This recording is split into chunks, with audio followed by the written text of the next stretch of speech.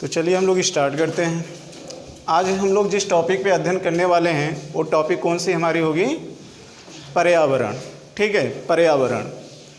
तो आप लोगों में बहुत सारे ऐसे लोग हैं जो पर्यावरण के बारे में पढ़ भी चुके होंगे।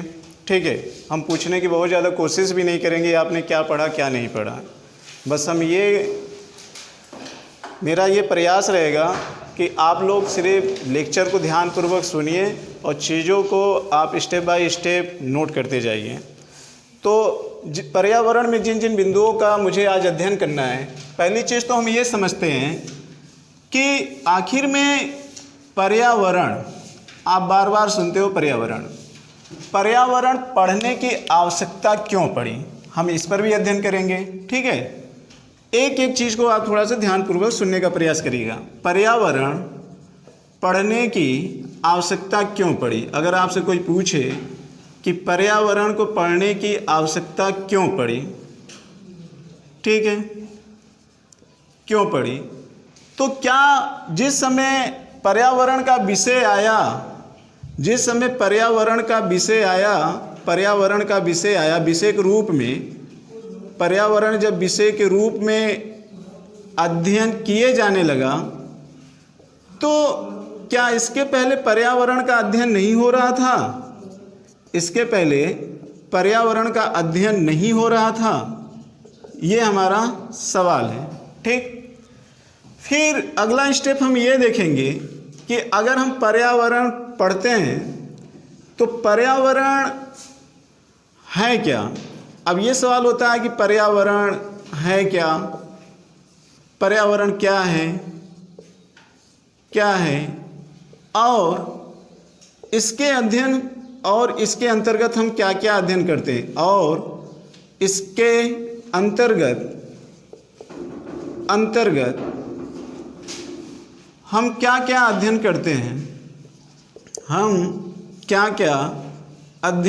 हैं, ठीक है, क्या क्या अध्ययन करते हैं। इसके अलावा पर्यावरण में जब हम ये पढ़ते हैं, इसके अंदर क्या क्या अध्ययन करते हैं, तो पर्यावरण की प्रासंगिकता क्या है। अब इसकी प्रासंगिकता क्या है, पढ़ने की इसकी क्या प्रासंगिकता है, इसके कुछ महत्व के भी बारे में हम अध्ययन करेंगे।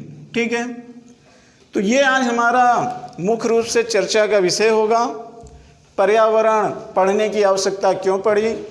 और जैसा कि हमने पहले कहा है कि पर्यावरण को रटने का प्रयास मत करिए आप लोग, बल्कि पर्यावरण को समझने का क्या करेंगे आप लोग, प्रयास करेंगे। ठीक है, अब सबसे बड़ी जो हमारी ये टॉपिक है कि पर्यावरण को पढ़ने की आवश्यकता क्यों पड़ी, तो आप लोगों में से शायद बहुत कम लोग ही इसका जवाब दे पाएंगे कि पर्यावरण को पढ़ने की आवश्यकता क्यों पड़ी। ठीक है, आइए हम समझते हैं। देखिए, पर्यावरण पढ़ने की आवश्यकता क्यों पड़ी, तो सबसे बड़ा सवाल ये है कि ये पर्यावरण पढ़ने की आवश्यकता इसलिए पड़ी, सबसे बड़ा चीज़ ये है कि जो पर्यावरण में एक सबसे बड़ी समस्या आई, और वो समस्या आई वैश्विक तापन। किसकी समस्या? वैश्विक तापन। और वैश्विक तापन का मतलब आप लोग समझते होंगे ग्लोबल वार्मिंग से। किससे? ग्लोबल वार्मिंग से। वैश्विक तापन के अंतर्गत हम दो प्रमुख समस्याओं का अध्ययन करते हैं कि इसके अंतर्गत जो समस्या आती है वो समस्या आती है, एक ओजोन परत में छिद्र, बहुत ध्यान से समझते चलिएगा, ओजोन परत में छिद्र, और अगला है ग्रीन हाउस प्रभाव। अगला कौन सा है? ग्रीन हाउस प्रभाव। ये ग्रीन हाउस प्रभाव। ठीक, ये दो प्रमुख ऐसी समस्याएं हैं जिनके वजह से वैश्विक तापन की समस्या देखने को मिली। और वैश्विक तापन का मतलब ये कि ये जो समस्या है ये किसी एक देश की समस्या नहीं है। वैश्विक मतलब पूरे विश्व की समस्या है, पूरे विश्व की समस्या है, और पूरे विश्व में ताप बढ़ता चला जा रहा है। ठीक, पहला चीज़ ये जान लीजिए। अब जब ये समस्या आई पूरे विश्व में, तो एक चीज़ ये भी ध्यान रखिएगा कि जो विश्व में ये समस्या आई तो विश्व में दो प्रकार के ग्रुप में देश हैं। एक ग्रुप में हम बात करते हैं विकसित देश, और दूसरे ग्रुप में हम बात करते हैं कौन सा? विकासशील देश। विकासशील देश, विकसित देश और विकासशील देश, ये तो इनकी भी अपनी समस्या है। विकसित देश और विकासशील देशों की अपनी अपनी समस्या है। इन दोनों देशों को लेकर, इन दोनों देशों के द्वारा वैश्विक तापन को रोकने का प्रयास किया जाता है। एक्चुअली में विकसित देश के जो ग्रुप हैं और जो विकासशील के देश के ग्रुप हैं, इन दोनों का ये प्रयास है कि हम वैश्विक तापन को क्या करें? रोकने का क्या करें? प्रयास करें। तो दोनों का प्रयास है, और अब तक 1972 से ये प्रयास जारी है, लेकिन अभी तक निश्चित समस्या का समाधान नहीं हो पाया है। अब यही से हमारी टॉपिक थोड़ा से और इंटरेस्टिंग बनने वाली है कि ये समस्या स्टॉकहोम सम्मेलन से प्रारंभ हुआ और आज हम 1922 में आ गए, 2022 में आ गए हैं, लेकिन इस समस्या का अभी तक सही तरीके से निवारण नहीं हो पाया है कि एक कोई परफेक्ट कानून बने विकसित और विकासशील देशों के बीच में, जिससे कि वायुमंडल में बढ़ने वाले वैश्विक तापन को क्या किया जा सके? रोका जा सके। अब सवाल ये है कि आखिर में वो समस्या क्या है कि जिससे कि एक निश्चित निष्कर्ष तक ये दोनों प्रकार के ग्रुप नहीं पहुंच पा रहे हैं, और ऐसी क्या जरूरत हुई कि इनको विभिन्न प्रकार के सम्मेलन करने की आवश्यकता पड़ी। तो दो मुद्दे पर मुझे यहाँ पर अध्ययन करना है। पहला मुद्दा ये है हमारा कि ग्रीन हाउस प्रभाव और ओजोन परत छिद्र में होने के बावजूद कौन कौन सी समस्या देखने को मिली, और वो समस्या विकसित देश और विकासशील देश में कौन कौन सी समस्याएं आ रही हैं। क्या दोनों की समस्याएं एक जैसी हैं? क्या दोनों की समस्याएं अलग अलग हैं? ठीक है, अगर दोनों विकसित और विकासशील प्रकार के देशों में समस्याएं हैं, तो फिर समस्या के समाधान के लिए अभी तक एक मत क्यों नहीं हो पाए? 1972 में स्टॉकहोम सम्मेलन हुआ, इसके बाद 1980 के बाद वियना सम्मेलन हुआ, फिर इसके बाद 1987 में मॉन्ट्रियल प्रोटोकॉल हुआ, फिर 1992 में पृथ्वी सम्मेलन हुआ, फिर 1997 में न्यूयॉर्क सम्मेलन हुआ, जिसे हम क्योटो प्रोटोकॉल कहते हैं, और 2002 में जोहान्सबर्ग का सम्मेलन हुआ, 2012 में रियो जेनेरियो का सम्मेलन हुआ, और 2015 में पेरिस का सम्मेलन हुआ। इतने सारे सम्मेलन हुए वैश्विक रूप में, लेकिन अब भी हम लोग एक मत नहीं हो पाए।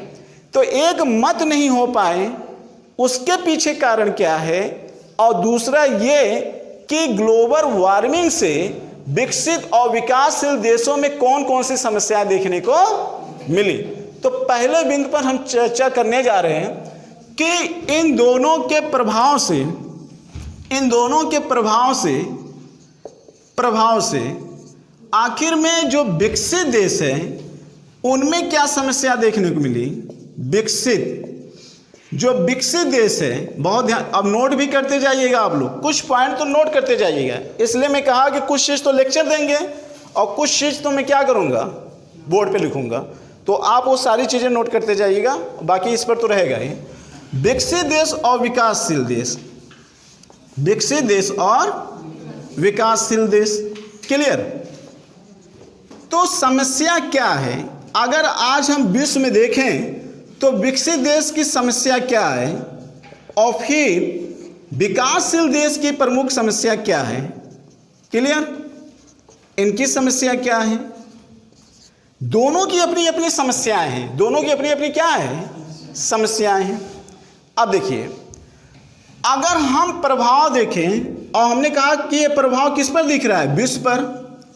अब विश्व कई देशों से मिलकर बना है, तो विश्व कहाँ है, पृथ्वी पर है ना। विश्व कहाँ है, पृथ्वी पर है। विश्व कहाँ है, पृथ्वी पर है। और पृथ्वी के दो गोलार्ध होते हैं। अगर हम पृथ्वी के गोलार्ध की बात करें तो दो गोलार्ध होते हैं, एक होता है उत्तरी गोलार्ध और दूसरा होता है दक्षिणी गोलार्ध। बहुत ध्यान से समझिएगा। इसी को हम उत्तरी ध्रुव भी कह सकते हैं और दक्षिणी ध्रुव भी कह सकते हैं। अब ये देखिए, जो ज़्यादातर विकसित देश है ये ज़्यादातर उत्तरी ध्रुव या नॉर्थ गोलार्ध में है, या किस गोलार्ध में है? नॉर्थ गोलार्ध में। और जो विकासशील देश हैं वो ज़्यादा से ज़्यादा कहाँ है? साउथ गोलार्ध में है। क्लियर? कहाँ है? साउथ गोलार्ध में है। एक चीज़ तो ये फंडा होता है। दूसरा ये भी हम कह सकते हैं कि जो विकसित देश हैं ये ज़्यादा से ज़्यादा उच्च अक्षांश पर हैं, उच्च अक्षांश पर हैं। और जो विकासशील देश हैं वो ज़्यादा से ज़्यादा कहाँ पर हैं? निम्न अक्षांश पर हैं, निम्न अक्षांश पर हैं। बात समझ में आ रही है कि नहीं? हमने क्या कहा? आपके सामने विश्व का मैप लगा होगा, वहाँ पर हम पृथ्वी की बात करते हैं तो इसका मतलब पूरे विश्व की बात करते हैं। और विश्व में दो प्रकार के ग्रुप के देश होते हैं, एक विकसित देशों का ग्रुप और दूसरा विकासशील देशों का ग्रुप होता है। ज़्यादातर विकसित देश उत्तरी ध्रुव पर रहते हैं या उच्च अक्षांश पर रहते हैं, और जो विकासशील देश हैं वो ज़्यादा से ज़्यादा कहाँ हैं? निम्न अक्षांश पर हैं। क्लियर? अब समस्या देखते हैं। देखिए, इतनी बातें नोट किया आप लोगों ने। अब देखिए, इसके आगे पॉइंट हम देखते हैं। अब देखिए, एक चीज यहां पर ये है, समस्या को लेकर दोनों देशों की समस्या क्या है। दोनों देशों का मतलब, जब हम दो देश बोलें तो आप लोग ये समझिएगा कि हम विकसित देशों के समूह की बात कर रहे हैं और विकासशील देशों के समूह की बात कर रहे हैं। और विकसित देशों की बात कर रहे हैं तो आपके दिमाग में आना चाहिए उच्च अक्षांश की बात कर रहे हैं, और जब हम विकासशील देश की बात कर रहे हैं तो आपके दिमाग में आना चाहिए निम्न अक्षांश की। क्लियर? मैंने पहले कहा, पर्यावरण को रटने की कोशिश मत करिए, समझने की कोशिश करिए, एक एक कॉन्सेप्ट क्लियर हो जाएगा। अब देखिए, मैंने कहा विकसित देश यानी कि निम्न अक्षांश, और फिर हम बात कर रहे हैं विकासशील। विकासशील देखिए, ऐसा माना जा रहा है कि ग्रीन हाउस का प्रभाव सबसे ज़्यादा, मतलब विकासशील देशों पर सबसे ज़्यादा प्रभाव किसका पड़ रहा है? ग्रीन हाउस का। मैंने एक शब्द बोला, सबसे ज़्यादा। सबसे ज़्यादा ग्रीन हाउस का प्रभाव किसके ऊपर पड़ रहा है? विकासशील देशों पर। लेकिन इसका मतलब नहीं है कि विकसित देशों पर नहीं पड़ रहा है, उस पर भी पड़ रहा है, लेकिन सबसे ज़्यादा किस पर पड़ेगा? विकासशील देशों पर। कैसे पड़ेगा अभी वो जानेंगे। और विकसित देशों पर सबसे ज़्यादा प्रभाव किस पर पड़ रहा है? ओजोन परत में छिद्र होने पर। क्लियर? ओजोन परत में छिद्र होने पर। अब एक चीज़ आप बताओ, तो हमको ये समझना होगा ना कि आखिर में ये ग्रीन हाउस प्रभाव क्या है, और मुझे ये भी समझना होगा कि ये ओजोन परत में छिद्र का मतलब क्या होता है। क्लियर? तो एक चीज़ जान लीजिए। देखिए, होता क्या है, ओजोन परत में छिद्र कैसे होता है। तो आप जानते हैं कि हमारे पृथ्वी पर 3 प्रकार के मंडल पाए जाते हैं, एक जल मंडल, एक स्थल मंडल, एक वायुमंडल, मुख्य रूप से। इसके अलावा भी 2 मंडल हैं, जयमंडल और मृदा मंडल। क्लियर? लेकिन वायुमंडल के कई पार्ट हैं। पहला क्षोभमंडल है, दूसरा समताप मंडल है, तीसरा मध्यमंडल है, चौथा आयन मंडल है, और 5वां बहिर्मंडल है। क्लियर? समताप मंडल में एक परत पाई जाती है जिसे ओजोन परत बोला जाता है। ठीक? अब ये जो ओजोन परत है वो किससे मिलकर बना रहता है? ओजोन गैस से मिलकर बना रहता है, जिसे हम O3 के नाम से जानते हैं। इसका काम क्या होता है? इसका काम ये होता है कि जो सूर्य से परावैंगनिक किरणें आती हैं उसको पृथ्वी पर पहुंचने से क्या करती है? रोकती है। और पृथ्वी पर पहुंचने से रोकती है, इसलिए समताप मंडल को सुरक्षा का कवच भी कहा जाता है, या ओजोन परत को एक सेफ्टी वाल कहा जाता है। किसका सेफ्टी वाल? पृथ्वी का सेफ्टी वाल कहा जाता है। क्लियर? अब अल्ट्रावायलेट किरणें आ रही हैं, अल्ट्रावायलेट किरणें आ रही हैं तो ओजोन परत में छिद्र करने का मतलब ये होता है, जब अल्ट्रावायलेट किरणें आती हैं तो ये O3 2 भागों में टूट जाता है, O2O प्लस O, इसके और टूट जाएंगे। जब अणु टूटेंगे तो इसकी परत पतली होगी कि मोटी होगी? पतली होगी। दिन के समय जब सूर्य की किरणें इस परत पे पड़ती हैं तो O3 टूट जाता है। O2 में O किस में टूटता है? O में टूट जाता है दिन के समय, ठीक है। और फिर रात के समय क्या होता है? रात के समय फिर O प्लस O2 क्या हो जाते हैं? मिल जाते हैं। क्लियर? तो ये तो नेचुरल क्रिया होती रही। लेकिन एक गैस का आपने नाम सुना होगा CFC। एक गैस का नाम सुना होगा क्या? CFC। अब देखो ये जो CFC है, Cl से O क्रिया कर लेता है, ऑक्सीजन क्लोराइड, और ये O2 बेचारा क्या रह जाता है? अकेला रह जाता है। जब क्लोरीन ऑक्सीजन से क्रिया कर लेता है तो आप जानते हैं कि जो रात में जुड़ने की प्रक्रिया होती थी O2 से O की, वो क्या हो गई? अब रुक गई। किस गैस के कारण? CFC गैस के कारण। और जब रुक गई तो ओजोन परत क्या होता गया? पतला होता चला जा रहा है। और जब ओजोन परत पतला होता चला जा रहा है तो अब अल्ट्रावायलेट यानी परावैंगनिक किरणें कहाँ आएंगी? पृथ्वी पर आएंगी। कहाँ आएंगी? पृथ्वी पर आएंगी। इतनी बातें समझ में आई? अब जब पृथ्वी पे आएगी तो पृथ्वी पर मानव बसता है, जीव बसते हैं। क्लियर? अब जब ये पृथ्वी पर आई तो मैंने आपको कहा विकसित देश यानी कि उच्च अक्षांश। अब उच्च अक्षांश के बारे में आप जानते हो थोड़ा बहुत। आपको एक पता होगा कि जब हम भूमध्य रेखा से ध्रुवों की तरफ जाते हैं, भूमध्य रेखा से ध्रुवों की तरफ जाते हैं तो तापमान घटता चला जाता है। तापमान घटता चला जाता है कि नहीं? तापमान इसलिए घटता चला जाता है क्योंकि दाब बढ़ता जाता है। दाब इसलिए बढ़ता है क्योंकि जब ताप कम रहेगा तो हवाएं ऊपर की तरफ नहीं जा पाएंगी। ताप जहां पे अधिक रहेगा तो वायु ऊपर की तरफ जाएंगी। तो पृथ्वी का जो ये निम्न अक्षांश वाला भाग है, ये 0 अक्षांश ये मानते हैं, और ये 23 अक्षांश, इसको उष्णकटिबंधीय बोला जाता है। क्लियर? यहाँ पे लो प्रेशर होता है और लो प्रेशर के कारण वायु जो होती है वो ज़्यादा ऊपर की तरफ उड़ती है। इसलिए यहाँ पे जब वायु तापमान पड़ेगा तो जब वायु ऊपर की तरफ उठेंगी तो उस स्थान पर वायु दाब क्या होगा? कम होगा। लेकिन जब सूर्य की किरणें उच्च अक्षांशों पे जाएगी, तिरछी पड़ेगी, नाम मात्र की पड़ेगी, तो वायु क्या रहेगा? नीचे रहेगा, क्योंकि वायु गर्म होकर ऊपर नहीं उठ पाएगी। क्लियर? इतनी बात समझ आई? अब समझिएगा, जहां सूर्य की किरणें 12 महीने तक पड़ती रहेंगी वहां के प्लांट, वहां के पत्ते, वहां के मानव की स्किन काफी ज्यादा हार्ड होंगे, कठोर होंगे।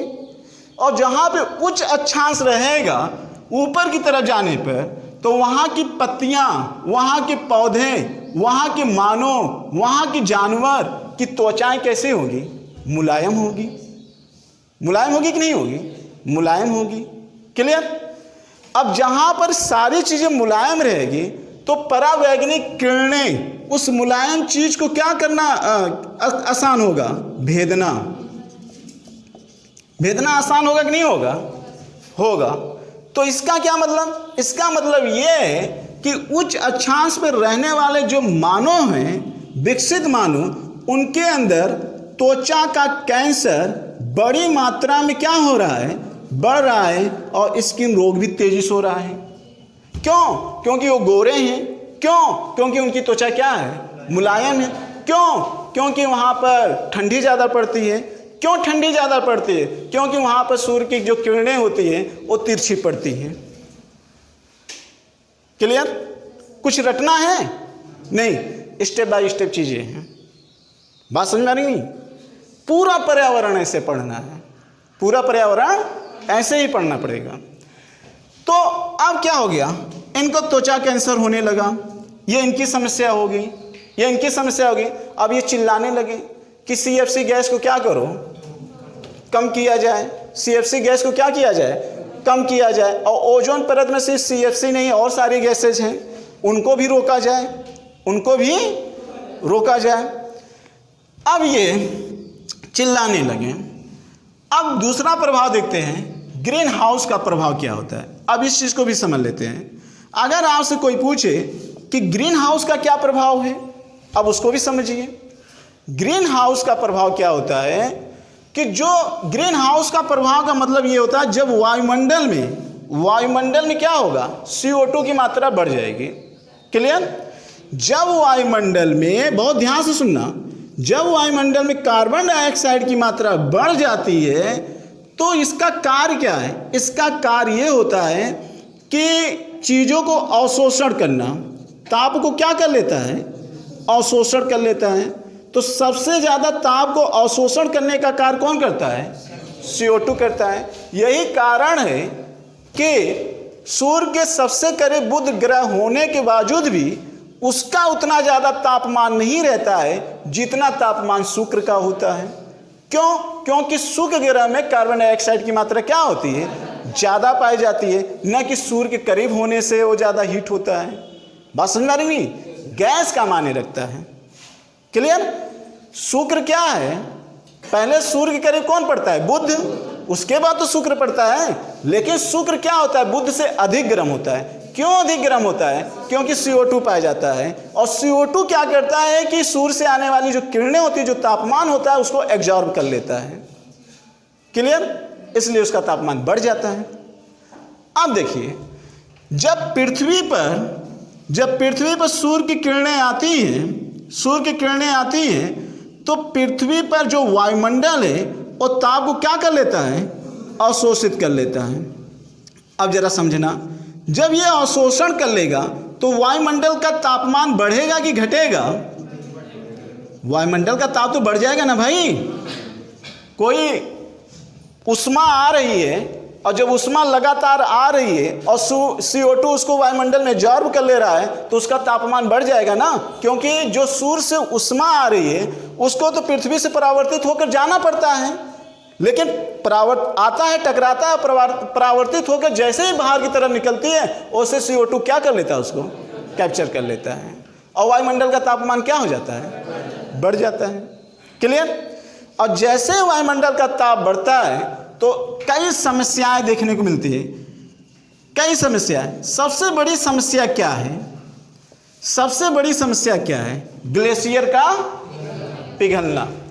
ग्लेशियर का मतलब ये होता है कि जो बड़े बड़े हिमखंड युक्त क्या है, बर्फ है। जैसे ध्रुवों की तरफ आप जाओगे, तो जब ध्रुवों की तरफ जाओगे, अभी मैंने बताया ना कि जब आप पृथ्वी के ऊपर की तरफ जाओगे, मतलब निम्न अक्षांश से ऊपर की तरफ जाएंगे तो ठंडा होगा, और जब चीज़ें ठंडा होगा तो यहाँ का पानी जमेगा कि नहीं जमेगा, यहाँ का जल जम जाएगा, और जो जल जम जाता है वही क्या कहलाता है, ग्लेशियर। वही क्या कहलाता है, ग्लेशियर कहलाता है। जब वहाँ पर सूर्य की रोशनी ही नहीं पहुँच पाएगी ध्रुवों की तरह, तो वहाँ का पानी जमेगा कि नहीं जमेगा, जमेगा। लेकिन जब तापमान बढ़ेगा, वायुमंडल का तापमान बढ़ेगा, तो ग्लेशियर क्या होगा, पिघलेगा। समझ में आ रहा है? ठीक उसी समस्या, जिस तरीके से ध्रुवों पर यह पिघल रहा है बर्फ, उसी तरीके से आपको पता होगा कि आपका भारत भी है। आपका क्या है, भारत है, और भारत में हिमालय पर्वत है, और हिमालय पर्वत पर कई प्रकार के क्या हैं, ग्लेशियर हैं, और कई प्रकार के ग्लेशियर हैं, और वायुमंडल का तापमान बढ़ रहा है, तो ग्लेशियर पिघलेगा कि नहीं पिघलेगा, पिघलेगा। बात समझ आ रही नहीं? क्लियर। अब जो समस्याएं आ रही है, इनकी तो त्वचा वाली प्रॉब्लम हो गई। अब इनकी प्रॉब्लम क्या देखिए, ये जब ध्रुव की तरफ बर्फ पिघलेंगे, पहले वैश्विक लेवल पर देखते हैं, फिर भारत पर देखते हैं क्या प्रभाव पड़ रहा है। जब हम ध्रुवों की तरफ देखेंगे कि जब वहाँ से बर्फ पिघलेगा तो ये कहाँ आएगा, निम्न अक्षांश की तरफ तो वही आएगा। हमेशा हवाएं या धारा हाई प्रेशर से किधर जाती है, लो प्रेशर की तरफ। अब यहाँ पर तापमान अधिक है, यहाँ पे गर्मी है, और यहाँ पे हाई प्रेशर, तो पूरा ठंडा जल किधर की तरफ आएगा पिघल के, निम्न अक्षांश। और निम्न अक्षांश पे कौन रह रहे हैं, विकासशील देश। विकासशील देश रह रहे हैं कि नहीं। अब इनकी समस्या क्या होगी, जो तटीय क्षेत्र हैं वो सारे तटीय क्षेत्र क्या होने लगेंगे, पानी से डूबने लगेंगे। आ जाइए, पानी से क्या होंगे, डूबने लगेंगे। इसके अलावा जो द्वीपीय देश है निम्न अक्षांश के आसपास, वो भी क्या होने लगेंगे? डूबने लगेंगे, जलमग्न होने लगेगा। जलमग्न होगा कि नहीं होगा? जलमग्न होने लगेगा। तो जब जलमग्न होने लगेंगे तो लोगों के लिए कैसे समस्या आएगी? ग्लेशियर पिघलने से बाढ़ एकाएक नहीं आता है। सबसे बड़ी समस्या ये होती है कि जल स्तर ऊंचा होगा तो स्थल पे पानी जाएगा तो लोगों के अंदर पलायन आएगा। क्या आएगा? पलायन। पलायन किसको लेकर होगा? आवास के लिए। अब जब आवास के लिए वो किसी दूसरे देश में जाएंगे तो गृह युद्ध होना प्रारंभ हो जाएगा। भाई आप जाएंगे कि नहीं जाएंगे? रहने के लिए घर चाहिए कि नहीं चाहिए? रहने के लिए तो घर चाहिए। और आप दूसरे घर में जाएंगे, कोई आपको बसने देगा? तो इससे अराजकता की स्थिति आ जाएगी, आवास को लेकर समस्या हो जाएगा, गृह युद्ध की संभावना हो जाएगी, विश्व युद्ध की संभावना भी बन सकती है। बात समझ में आ रही कि नहीं? ये तो वैश्विक समस्या होगी पलायन को लेकर। भारत की सबसे बड़ी समस्या क्या है? तटीय क्षेत्र में मान लेते हैं लक्षद्वीप हो गया, मिनिकॉय हो गया, गोवा हो गया, जो तटीय क्षेत्र हैं वो जलमग्न होंगे। लेकिन भारत की एक सबसे बड़ी चिंता का जो विषय है वो हिमालय पर्वत को लेकर है।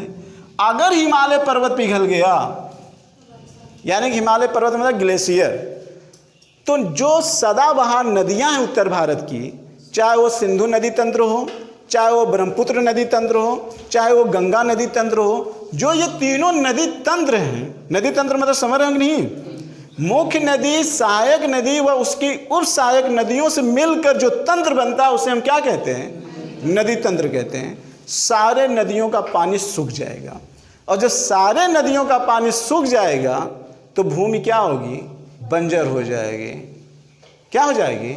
बंजर हो जाएगी, और सूखा पड़ने लगेगा। यहाँ पे भूखमरी फैलने लगेगी, तो तबाही ही तबाही है।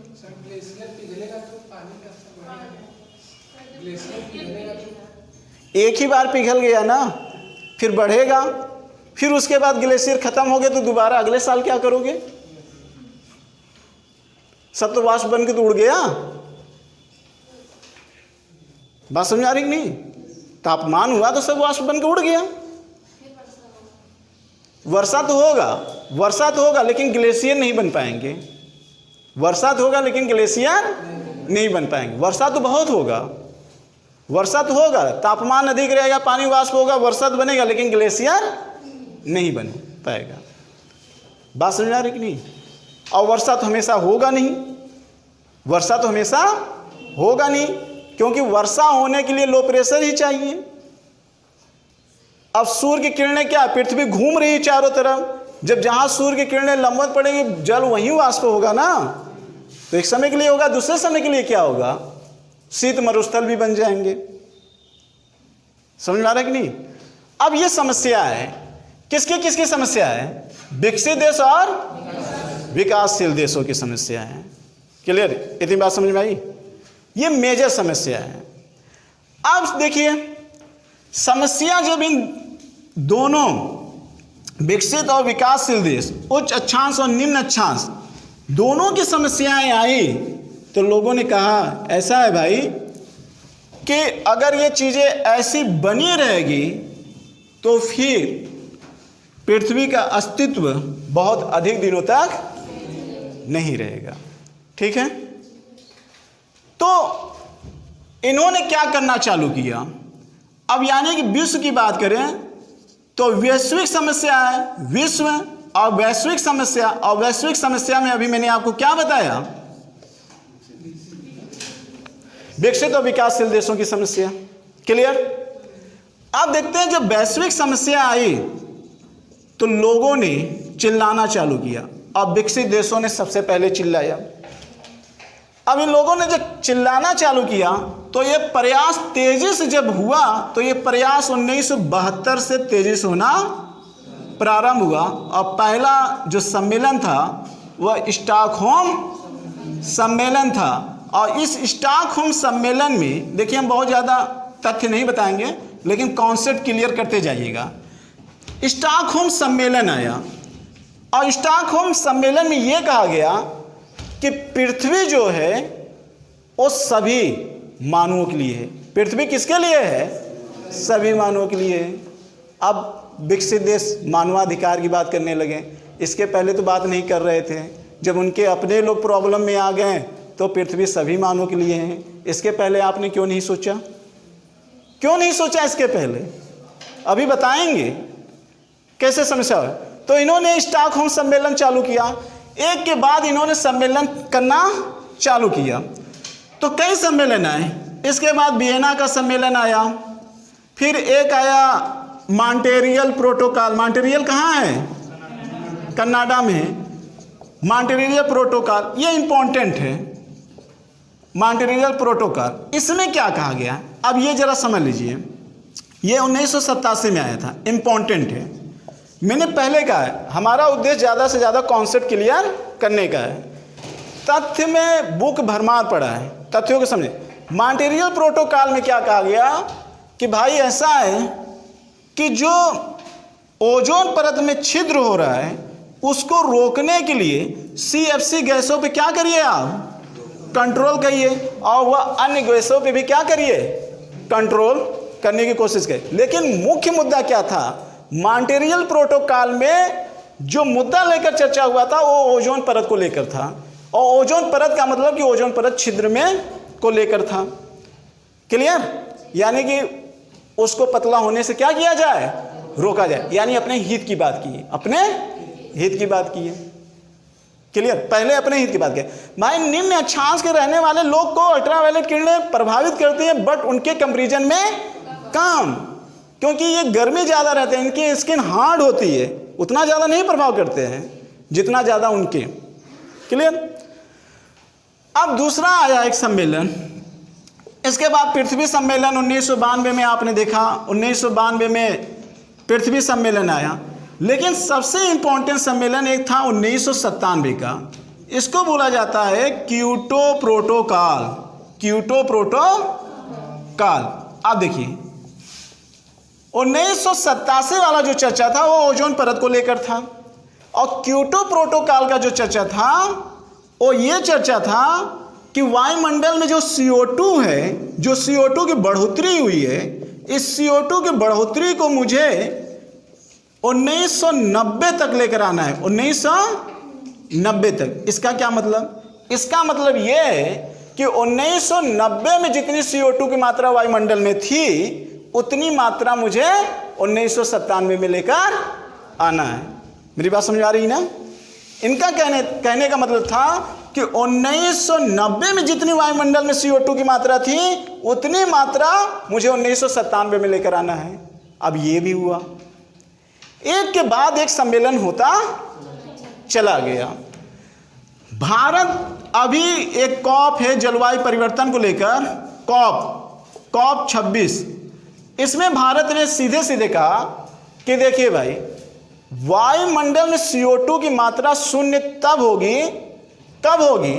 हमारे के यहाँ भारत ने यह शब्द बोला है कॉप 26 में कि CO2 की मात्रा शून्य कब होगी? 2070 में। 2070 में CO2 की मात्रा हम कितना करेंगे? शून्य करेंगे। बात समझ आ रही कि नहीं? 2070 में भारत कहा कि हम शून्य करेंगे। और क्योटो प्रोटोकॉल में एक शब्द आया था और carbon credit. Carbon credit. Carbon credit का मतलब आप लोग समझ रहे हो? कार्बन क्रेडिट का मतलब ये होता है कि जो देश कार्बन उत्सर्जन को जितनी मात्रा में बचा लेगा उतने अनुपात में उसको क्या मिलेगा? पैसा मिलेगा। उसको क्या मिलेगा? पैसा। अब बचाने की कोशिश कैसे करेंगे? दो ही तरीका है बचाने का। एक तरीका सबसे ज़्यादा में, आप ऐसा करिए कि आप अपने के यहाँ औद्योगिकीकरण न करो। जब औद्योगिकीकरण नहीं करेंगे तो CO2 निकलेगा नहीं, और जब CO2 नहीं निकलेगा तो CO2 की बचत होगी, और CO2 की जब बचत होगी तो आपको विकसित देश क्या देगा? पैसा देगा। इसी को कहा जाता है कार्बन क्रेडिट। बात समझ आ रही नहीं? ये सारी बातें हो रही थी। किनके बीच हो रही थी? विकासशील और विकसित देश। समस्या तो हम सारे विकासशील देश के बारे में बात नहीं करेंगे, हम बात किसके बारे में करेंगे? भारत के बारे में। क्लियर? क्यों एक मत नहीं हो पाया? अब समझते हैं क्यों एक मत नहीं हो पाया।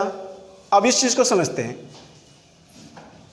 इस चीज को समझने के लिए मैं एक टॉपिक का नाम दे रहा हूं और टॉपिक बड़ी इंटरेस्टिंग होने वाली है। इतनी बातें समझ में आई? एक मत नहीं हो पाया। अरे भाई, विकासशील यानी भारत कार्बन बचाने के लिए औद्योगिकीकरण न करे, ऐसा कैसे संभव है? ऐसा कैसे संभव है? हम औद्योगिकीकरण नहीं करेंगे तो वस्तुओं का उत्पादन नहीं होगा, और वस्तुओं का उत्पादन नहीं होगा तो आर्थिक विकास कैसे होगा? आर्थिक विकास कैसे होगा? हमारी जीडीपी क्या हो जाएगी? कम हो जाएगी। क्लियर? मैं समझता हूं इतनी बातें आप लोग को समझ में आ रही। अगर नहीं समझ में आएगा आप ये वीडियो एक बार जरूर देखिएगा। ठीक है? ये मैंने कहा पर्यावरण को रटे नहीं, समझे। और मैंने पहले बताया कि आज जो मेरे चर्चा का विषय होगा वो अवधारणात्मक लेक्चर होगा। कैसा लेक्चर होगा? अवधारणात्मक। हम फैक्ट देने से क्या करेंगे? कम से कम बचेंगे। अब देखना, आप लोगों की पूरी प्रैक्टिस सेट मिलेगा, घबराइए मत, कोई प्रश्न छूटेगा नहीं। आइए हम देखते हैं, एक टॉपिक है पर्यावरण के लेकर। आप देखिए, पर्यावरण में आप ऊर्जा भी पढ़ते हो ना? ऊर्जा तो पढ़ते ही होगे। अब देखिए टॉपिक क्या है। टॉपिक ये है ऊर्जा संकट। बहुत ध्यान से सुनिएगा, ऊर्जा संकट। आप चौंक जाएंगे। ऊर्जा संकट बनाम आर्थिक विकास। आर्थिक विकास और बनाम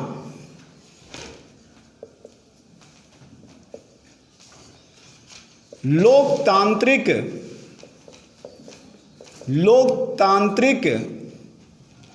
व्यवस्था और मानवाधिकार। बहुत इंटरेस्टिंग टॉपिक है, बहुत कॉन्सेप्चुअल है ये। उसी के आगे की ये टॉपिक है, उसी के आगे की ये टॉपिक है जो अभी मैं पढ़ाया हूं। ठीक है? ऊर्जा संकट बनाम आर्थिक विकास बनाम लोकतांत्रिक व्यवस्था व मानवाधिकार। आइए इस चीज को समझते हैं। इसका मतलब क्या है? इसका मतलब क्या है? देखिए, इसका मतलब यह है, अगर हम विकसित देश और विकासशील देश, उच्च अक्षांश, निम्न अक्षांश, हाई प्रेशर, लो प्रेशर, ठीक है, ओजोन परत व ग्रीन हाउस इफेक्ट, इतनी चीजों का अध्ययन आपने किया। ठीक। अब देखिए, ऊर्जा संकट किसके लिए है? ऊर्जा संकट इनके लिए है। पहला चीज, आर्थिक विकास किनके लिए? इनके लिए। और लोकतांत्रिक व्यवस्था और मानवाधिकार दोनों के लिए। मानवाधिकार की बात दोनों के लिए। ये कैसे? आइए हम समझते हैं। क्लियर?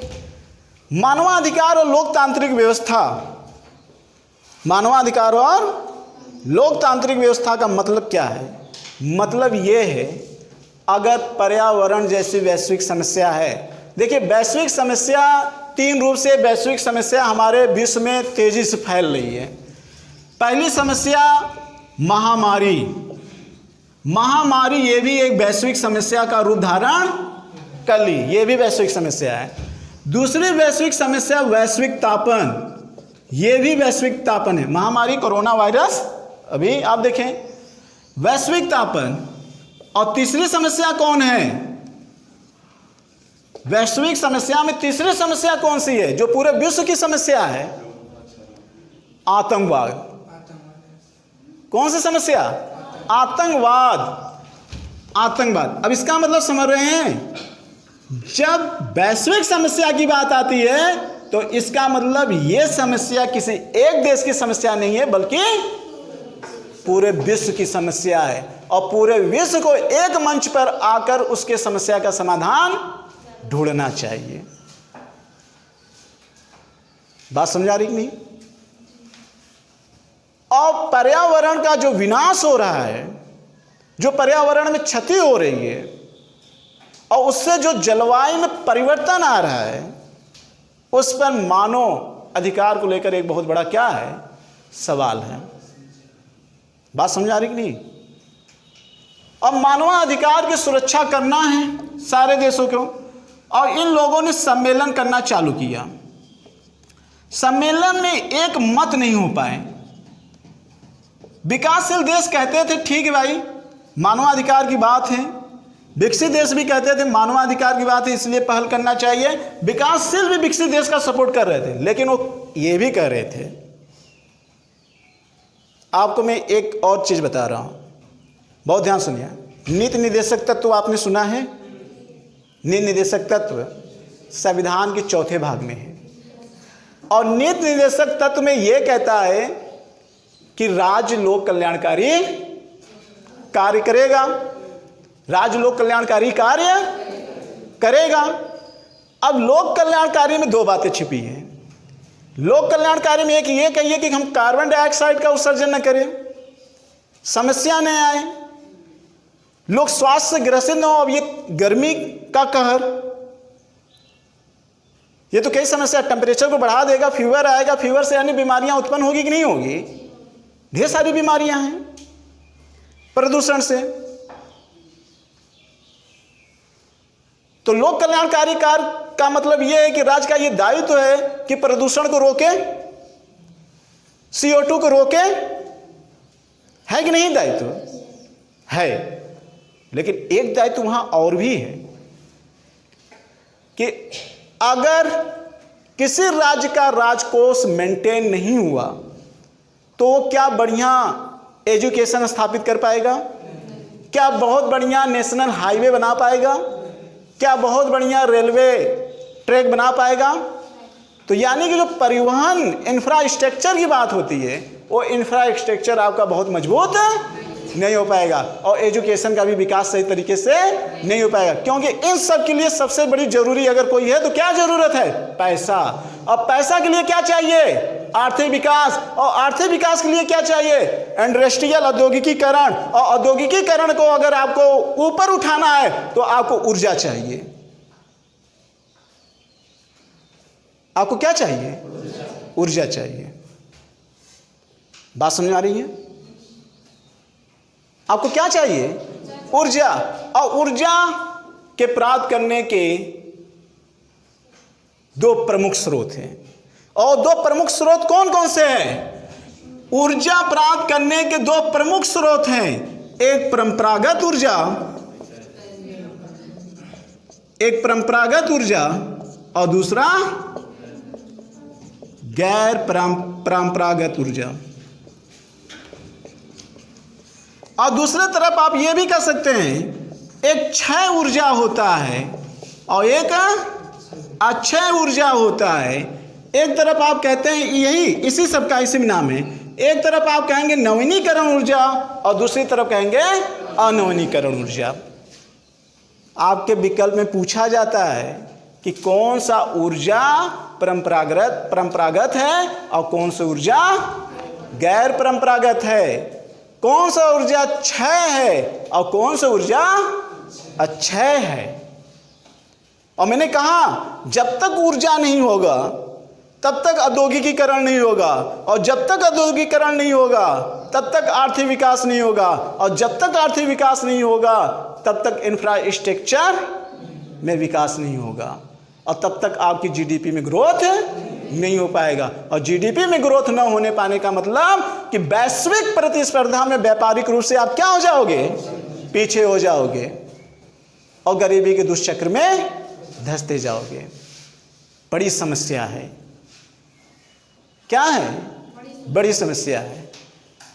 कैसे समस्या? अब यही आप समझिए, कैसी समस्या है? सम्मेलन एक मत नहीं हो पाए। सम्मेलन एक मत नहीं हो पाए तो क्यों नहीं हो पाए, जरा समझते हैं इस चीज को। जितने भी विकासशील देश हैं, जितने भी विकासशील देश हैं, वह औद्योगिकीकरण करने के लिए, औद्योगिकीकरण करने के लिए किस ऊर्जा पे आधारित हैं? परंपरागत ऊर्जा। इसका मतलब वो कोयला पर आधारित हैं, इसका मतलब वो पेट्रोलियम पर आधारित हैं, पेट्रोलियम पर आधारित है। इसका मतलब वो सभी प्रकार के जीवाश्म ईंधन पर आधारित है। बात समझ में आ रही कि नहीं? कोयला, पेट्रोलियम, जीवाश्म ईंधन, इन सब पर क्या है?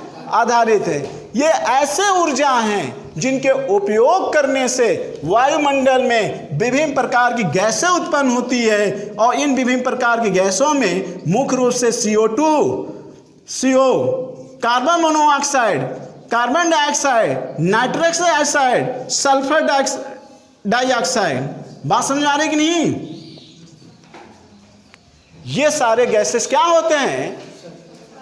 उत्सर्जन करते हैं, और उत्सर्जन करके वायुमंडल में जो निश्चित अनुपात की गैस है उसको असंतुलन करते हैं। और गैसों के अनुपात में चेंज होने का मतलब भौतिक परिवर्तन, और भौतिक परिवर्तन का मतलब जलवायु परिवर्तन, और जलवायु परिवर्तन का मतलब पर्यावरण की समस्या। क्लियर? लेकिन हमारी समस्या यह है कि अगर हम इनका उपयोग नहीं करेंगे तो हम उद्योग नहीं स्थापित कर पाएंगे, आर्थिक विकास नहीं हो पाएगा, पैसा नहीं हो पाएगा। एक तरफ हमारे सामने प्रदूषण ही प्रदूषण है, और दूसरी तरफ हमारे समस्या क्या है कि मुझे विकास भी करना है। भारत देश की क्या है ये समस्या है? किसकी समस्या है? भारत देश की समस्या है। बहुत ध्यान से सुनना। इसलिए मैंने पहले कहा, समझने की कोशिश करिए, रटने की कोशिश नहीं करिए। कहीं लिंक टूटा अब तक? कहीं लिंक नहीं टूटा है, एक जगह से मारकर उठा है और आगे ही बढ़ता चला जा रहा है। अब ये समस्या है। अब जरा समझते हैं, गैर परंपरागत में क्यों कौन से रखेंगे? सौर ऊर्जा, सौर ऊर्जा, पवन ऊर्जा, भूतापी ऊर्जा, भूतापी ऊर्जा, ज्वारीय ऊर्जा और जल ऊर्जा। बात समझ में आ रही नहीं? ये सारे ऊर्जा हैं जो क्या कहलाते हैं? गैर परंपरागत। इनका क्षय हो जाता है, इनका क्षय नहीं होता। इनका क्षय कैसे होगा? जब तक पौने चलेंगे तब तक ऊर्जा का उत्पादन होगा, जब तक सूर्य की किरणें निकलेंगी तब तक ऊर्जा का उत्पादन होगा, जब तक समुद्र में लहरें उत्पन्न होगी तब तक ऊर्जा का उत्पादन होगा। लेकिन कोयला निश्चित है, जितना पृथ्वी से निकालोगे उतना कम होता चला जाएगा, क्योंकि इनके निर्माण होने में, कोयला का निर्माण होने में लाखों और करोड़ों वर्ष लगते हैं। आप जिस तरीके से इंडस्ट्रियल बढ़ा रहे हो और कोयले का दहन कर रहे हो, वैसे वैसे कोयले की समस्या उत्पन्न होती चली जा रही है। क्लियर? क्लियर कि नहीं? क्लियर। ये जो ऊर्जा है, ये ऊर्जा किसके पास है? विकसित देशों के पास है। ये ऊर्जा किसके पास है? विकसित देशों के पास है। ये ऊर्जा विकसित देशों के पास है। लेकिन ये ऊर्जा विकासशील देशों के पास नहीं है, नाम मात्र की है। कैसी है? नाम मात्र की है। बात समझ में आ रही कि नहीं? इनके पास नाम मात्र की है। भारत देश में नाम मात्र की है, लेकिन विकासशील देशों के पास, इन लोगों के पास बड़ी मात्रा में। अगर विकासशील देश इस ऊर्जा का उपयोग ना करे, विकसित देश इस ऊर्जा का उपयोग ना करे और इसके पास ये ऊर्जा है, तब भी इसका आर्थिक विकास होगा कि नहीं होगा? लेकिन भारत के पास ये नहीं है, तो ये नहीं है, इसी के बल पर है। अगर ये भारत बंद कर देगा तो उसके सामने ऊर्जा का संकट आ जाएगा कि नहीं आ जाएगा? ऊर्जा का संकट आ जाएगा, होने के बावजूद भी हो जाएगा। क्यों? क्योंकि वो कार्बन डाइऑक्साइड को रोकता है, और ये है भी तब भी कम है क्योंकि वो उस पर रोक लगा है कि वो पर्यावरण में प्रदूषण उत्पन्न न करे। एक तो ये भी कमी दर्शाएगा, और दूसरी ऊर्जा संकट इसलिए क्योंकि ये सीमित संसाधन है और भारत के पास तकनीकी नहीं है। इसलिए जब तकनीकी नहीं है, अच्छी तरीके से इसका उत्पादन नहीं हो पाएगा और इसका स्रोत क्या है, सीमित है। इसलिए भारत के सामने कैसी समस्या है, ऊर्जा संकट की समस्या है। क्लियर? लेकिन हम इन्हीं से ऊर्जा के बल पर अगर हम शोध करते रहेंगे तो एक दिन हम इसको जरूर प्राप्त कर लेंगे। बात समझ में आ रही नहीं? आप देखिए समस्या क्या है। विकासशील देशों का यह कहना है, आप जितने भी सम्मेलन अपना रहे हैं, जितनी भी बातें कह रहे हैं, सब बातें बहुत अच्छी अच्छी है। मैं भी चाहता हूं, मेरे भी अपने लोग ग्लोबल वार्मिंग से परेशान हैं। आपके लोग तो परेशान हैं, वो तो सही है, लेकिन मेरे अपने लोग भी परेशान हैं। लेकिन हमारे साथ तो मजबूरी है, आपके साथ कोई मजबूरी नहीं है। मेरे साथ मजबूरी यह है कि मेरे पास यही है, मुझे इसी के बल पे आगे बढ़ना है। लेकिन आपके साथ मजबूरी नहीं है, आपके पास ये है। तो ऐसा काम करिए भैया, हमको भी तकनीकी दे दीजिए ये वाला, हम इसको बंद कर देंगे। वो कहते हैं भाई तकनीकी तो नहीं देंगे, हम तकनीकी नहीं देंगे। अरे तकनीकी दे देंगे ये ऊर्जा बनाने की, तो वैश्विक प्रतिस्पर्धा में भारत आगे निकल जाएगा, नहीं निकल जाएगा। और भारत अपने आप को वैश्विक प्रतिस्पर्धा में पीछे होना नहीं चाहता है, इसलिए वो आपकी बात मानेगा ही नहीं मानेगा। अपने स्तर पे जितना प्रयास कर लेगा, लेकिन विश्व के देशों की शर्तों पे भारत नहीं चलेगा। जो किसी दूसरे की शर्तों पे चलते हैं उनकी अपनी कोई संप्रभुता नहीं होती है। और भारत एक संप्रभुत्व देश है ना, भारत तो एक संप्रभुत्व देश है, तो कैसे मानेगा? इसलिए सम्मेलन पे सम्मेलन होते रहे, कई सम्मेलन आए, पेरिस, जोहान्सबर्ग, पृथ्वी सम्मेलन, रियो जेनेरियो, वियना, मॉन्टेरियो, क्योटो प्रोटोकॉल, कई सम्मेलन आए, लेकिन एक मत नहीं हुए। आखिरी डिसीजन अभी तक भी नहीं निकला है। बस बातें अच्छी हो रही हैं, अच्छे अच्छे प्रस्ताव आ रहे हैं, लेकिन ठोस समस्या का समाधान नहीं हो पा रहा है और पर्यावरण का संकट बना ही हुआ है। मेरी बात समझ में आ रही है? तो इसका मतलब यह है कि आपने इस ऊर्जा को भी पढ़ा कि यह ऊर्जा संकट है, इस चीज को आपने देखा। बात समझ में आ रही है कि नहीं? इतने सारे समस्या समझ में आया? आप देखिए, विकसित देश कहता है कि भाई हमने मेहनत किया उतना, इसलिए हम आगे आए। तो विकासशील देश कहते हैं आपने मेहनत नहीं किया, आपने धोखेबाजी से हमको गुलाम बनाया, हमारे ऊपर आपने विश्वास दिलाकर हमारे साथ क्या किया? आपने विश्वासघात किया। समझते हैं समस्या कैसे उत्पन्न हुई, जरा समझिए। अब इस चीज को जानने के लिए विकासशील देश ये कहते हैं इंडस्ट्रियल में जाओ।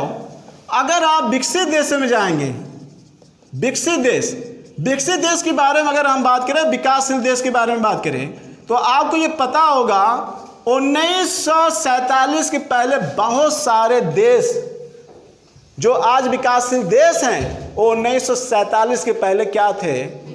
गुलाम थे। और गुलाम किसके थे? ब्रिटेन के थे, फ्रांस के थे, अमेरिका के थे। ये उपनिवेश थे उनके, उन पर राज किया। और इन लोगों ने क्या किया? 18वीं शताब्दी और 19वीं शताब्दी से ही लगातार उद्योग पे उद्योग बढ़ाते गए। पहले वो लोग भी खूब कोयला का उपयोग किए, और खूब कार्बन डाइऑक्साइड फैलाए। पर्यावरण में असंतुलन वो जिम्मेदार।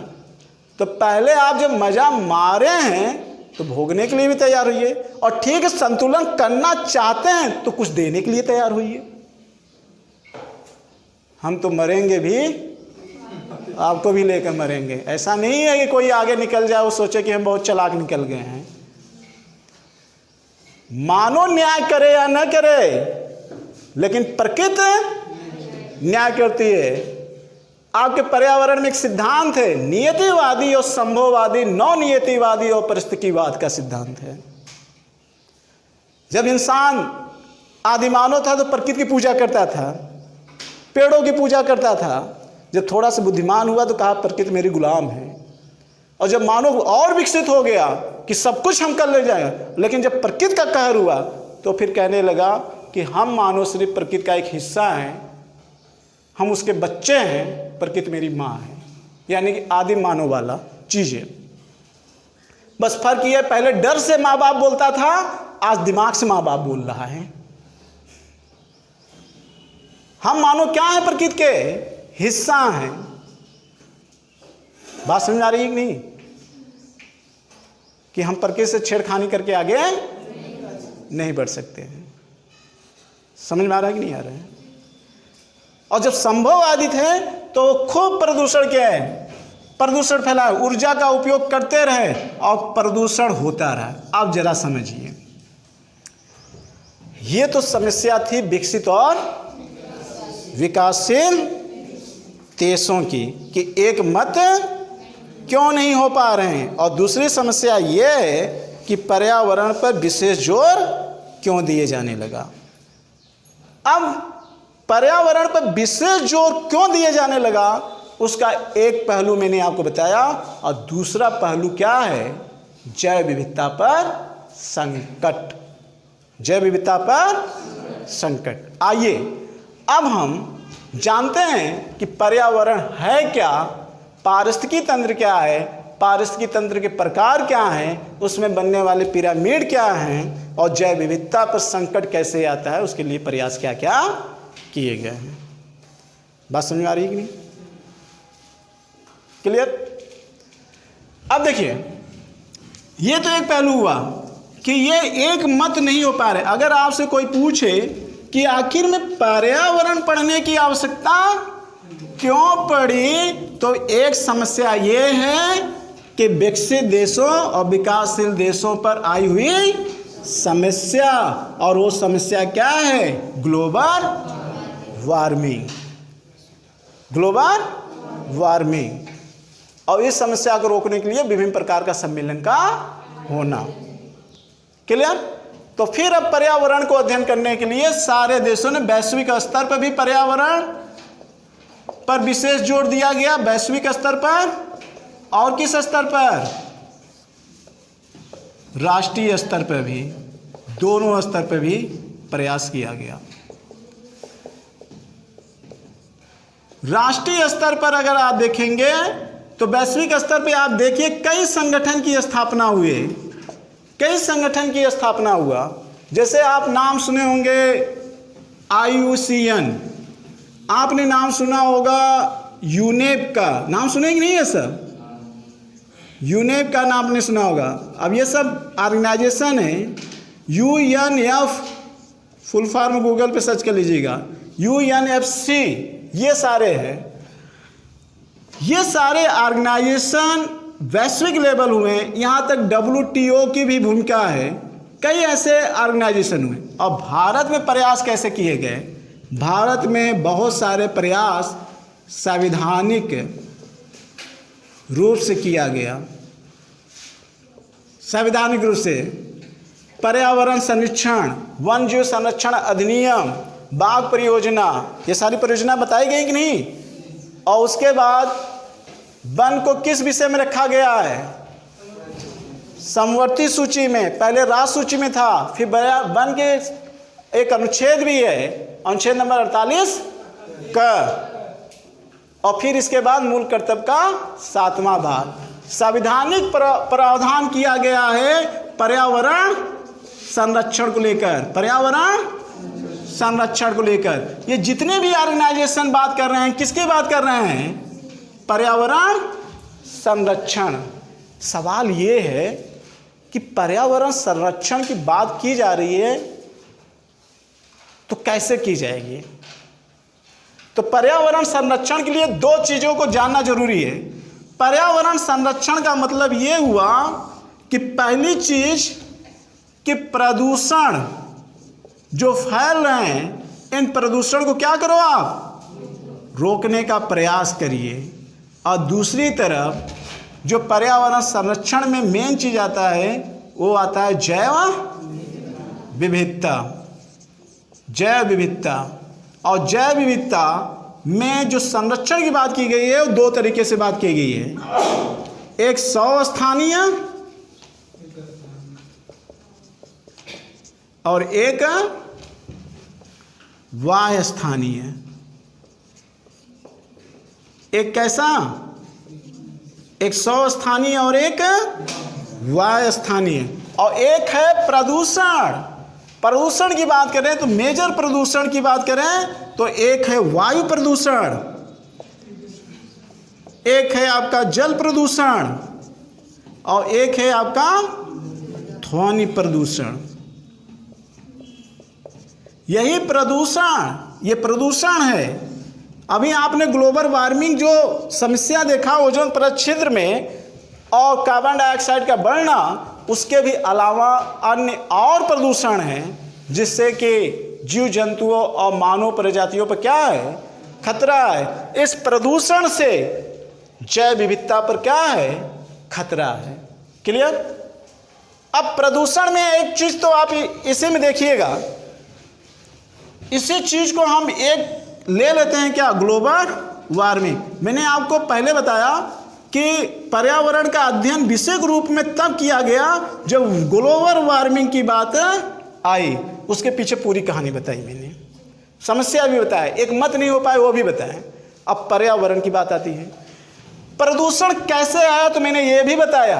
आर्थिक विकास करने के लिए, आर्थिक विकास करने के लिए तो ही प्रदूषण उत्पन्न हुआ। बहुत ध्यान समझिएगा, बहुत ध्यान से। वायु प्रदूषण जब हुआ तो आप जानते हैं carbon monoxide gas. Carbon monoxide के बारे में कुछ जानते हैं? इसको दमा घोटू गैस कहा जाता है। ये आपके ब्लड में पहुंचता है और हीमोग्लोबिन से क्रिया कर लेता है, और हीमोग्लोबिन से जब क्रिया करता है तो ऑक्सीजन की सप्लाई कम हो जाती है। कहाँ सप्लाई होती है? हार्ट में। पंपिंग करना कम कर देता है और आपका दम घुटने लगता है, और ऑक्सीजन की अपेक्षा 200 से 300 गुना तक तेजी से ये घुलता है और इंसान को दम घुटने से क्या हो जाती है? मृत्यु हो जाती है। सिंपल सी बात।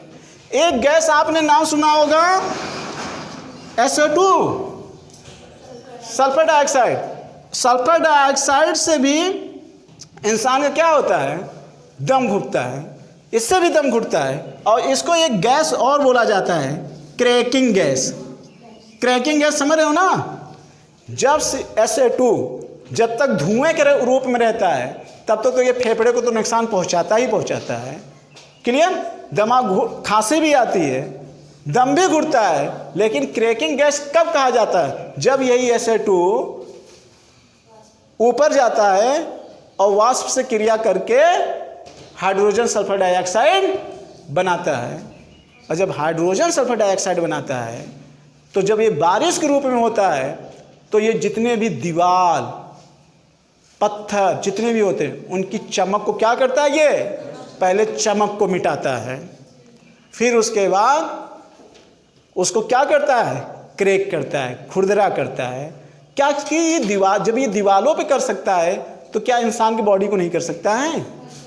क्या ये पौधे की पत्तियों को नहीं कर सकता है? कर सकता है। पेड़ पौधों को भी कर सकता है, मानव की त्वचा को भी कर सकता है, जब ये दीवार को कर सकता है। क्लियर? फफोले वगैरह तमाम प्रकार की समस्याएं उत्पन्न होती है कि नहीं होती है? होती हैं। पौधों पे गिरने से क्या प्रभाव होता है? जिस तरीके से ओजोन परत में छिद्र होने से अल्ट्रावायलेट किरणें पत्तियों पे पड़ती हैं तो पत्तियों में छिद्र होने लगते हैं, और जब सल्फर डाइऑक्साइड हाइड्रोजन मतलब सल्फर हाइड्रोजन डाइऑक्साइड जब पत्तियों पे गिरता है तो उस पर फफोले पड़ जाते हैं। तो होता क्या है? क्या होगा? क्या होगा पत्तियों पे गिरने से? हाँ, प्रकाश संश्लेषण की क्रिया में जो उनको भोजन बनाने की जो प्रोसेस होती है वो बंद होना बंद हो जाएगा। और जब भोजन बनना बंद हो जाएगा तो सही तरीके से पौधे में फल नहीं लगेंगे, सही तरीके से ऑक्सीजन की सप्लाई नहीं हो जाएगी, वायुमंडल में ऑक्सीजन की कमी होने लगेगी, पौधे का विकास अवरुद्ध होने लगेगा, पौधे बढ़ नहीं पाएंगे, वृक्षों पे संकट। और इस प्रकार विभिन्न प्रकार की जो प्रजाति के पौधे हैं वो विभिन्न प्रकार की प्रजाति के पौधों पर संकट होना चालू हो जाएगा। आपको पता नहीं है हमारे यहाँ लाखों प्रजाति की वनस्पतियाँ पाई जाती हैं। एक एक प्रजाति के पौधे ऐसे हैं जिसके बारे में कुछ नहीं जानते हैं अभी। वो पौधे बहुत सारे प्रकृति की चपेट में आकर क्या हो गए, नष्ट हो गए, वो नष्ट हो गए। और मानव को जब तक पता चला तब तक बहुत विलंब हो चुका। और इस प्रकृति में, इस पृथ्वी पर हर जीव का, हर कण का एक अपना विशेष गुण होता है, और उस विशेष गुण को बनाए रखना है तो मुझे प्रकृति में संतुलन भी बनाए रखना है। तो संतुलन कैसे बनेगा? तो संतुलन बनाने के लिए एक शब्द आता है कि विकास, मुझे कैसा विकास करना चाहिए? सतत विकास। अभी इसके बारे में बाद में चर्चा करेंगे कि सतत विकास होता क्या है। बात समझ में आ रही नहीं? मानव ने अंधाधुंध औद्योगिकीकरण किया, कई प्रजातियां नष्ट होने लगी। Na2 गैस, इससे भी ढेर सारे प्रदूषण उत्पन्न हुए। जो काम सल्फर डाइऑक्साइड का होता है वही Na2 का भी लगभग वही होता है। इसके अलावा CO2 कार्बन डाइऑक्साइड, अभी मैंने आपको बताया। इसके अलावा जल में प्रदूषण, पारा जल में मिलने से कौन सा रोग हो जाता है? मिनीमाटा, वेरी गुड। इसके बाद एक होता है कैडमियम, कैडमियम मिलने से क्या हो जाता है? इटाई रोग। कौन सा रोग? इटाई रोग। सीसा के मिलने से कौन सा रोग होता है? एनीमिया रोग। जल प्रदूषण, फ्लोरीन, आर्सेनिक की मात्रा अगर बढ़ जाती है तो इंसान के पैर तिरछे होने लगते हैं, हड्डियां कमजोर होने लगती है, भंगूर होने लगते हैं। जल प्रदूषण की मात्रा बढ़ने जाती है। समझ में आ रहा है कि नहीं? ये सारी समस्याएं हैं। ये सारी क्या है? समस्याएं हैं। ध्वनि प्रदूषण तेजी से बढ़ रहा है, कोई रोकथाम नहीं है। क्लियर? जब सारी समस्याएं हैं तो जैव विविधता पर संकट आया। कैसा आया? संकट। और इसका पता IUCN के द्वारा लगाया गया, और इसके लिए कई सारणी बनाई गई, जैसे रेड डाटा, फिर इसके बाद येलो डाटा, फिर इसके बाद कौन सा? ग्रीन। जितने ज़्यादा संकट की स्थिति में रहेंगे वो क्या कहलाएंगे?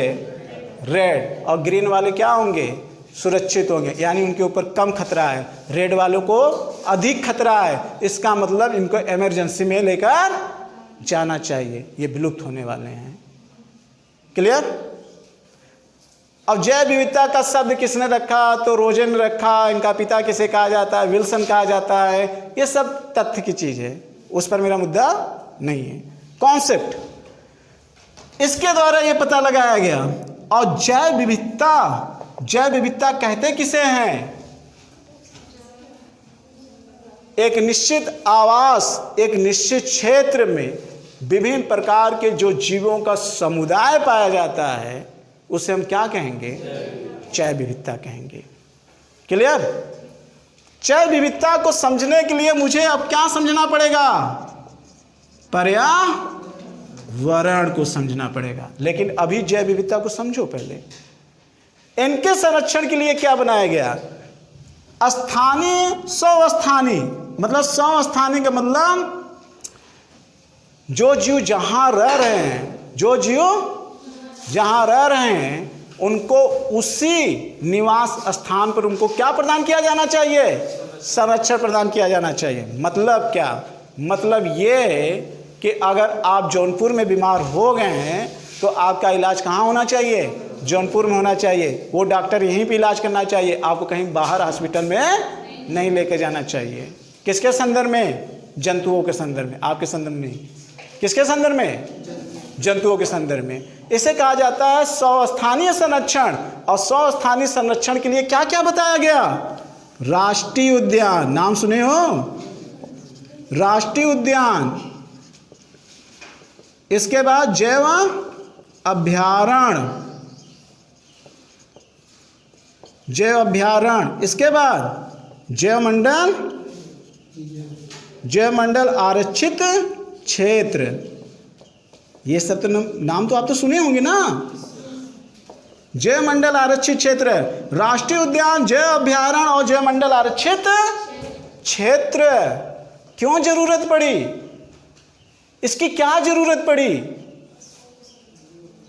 प्रदूषण, प्रदूषण क्यों आया?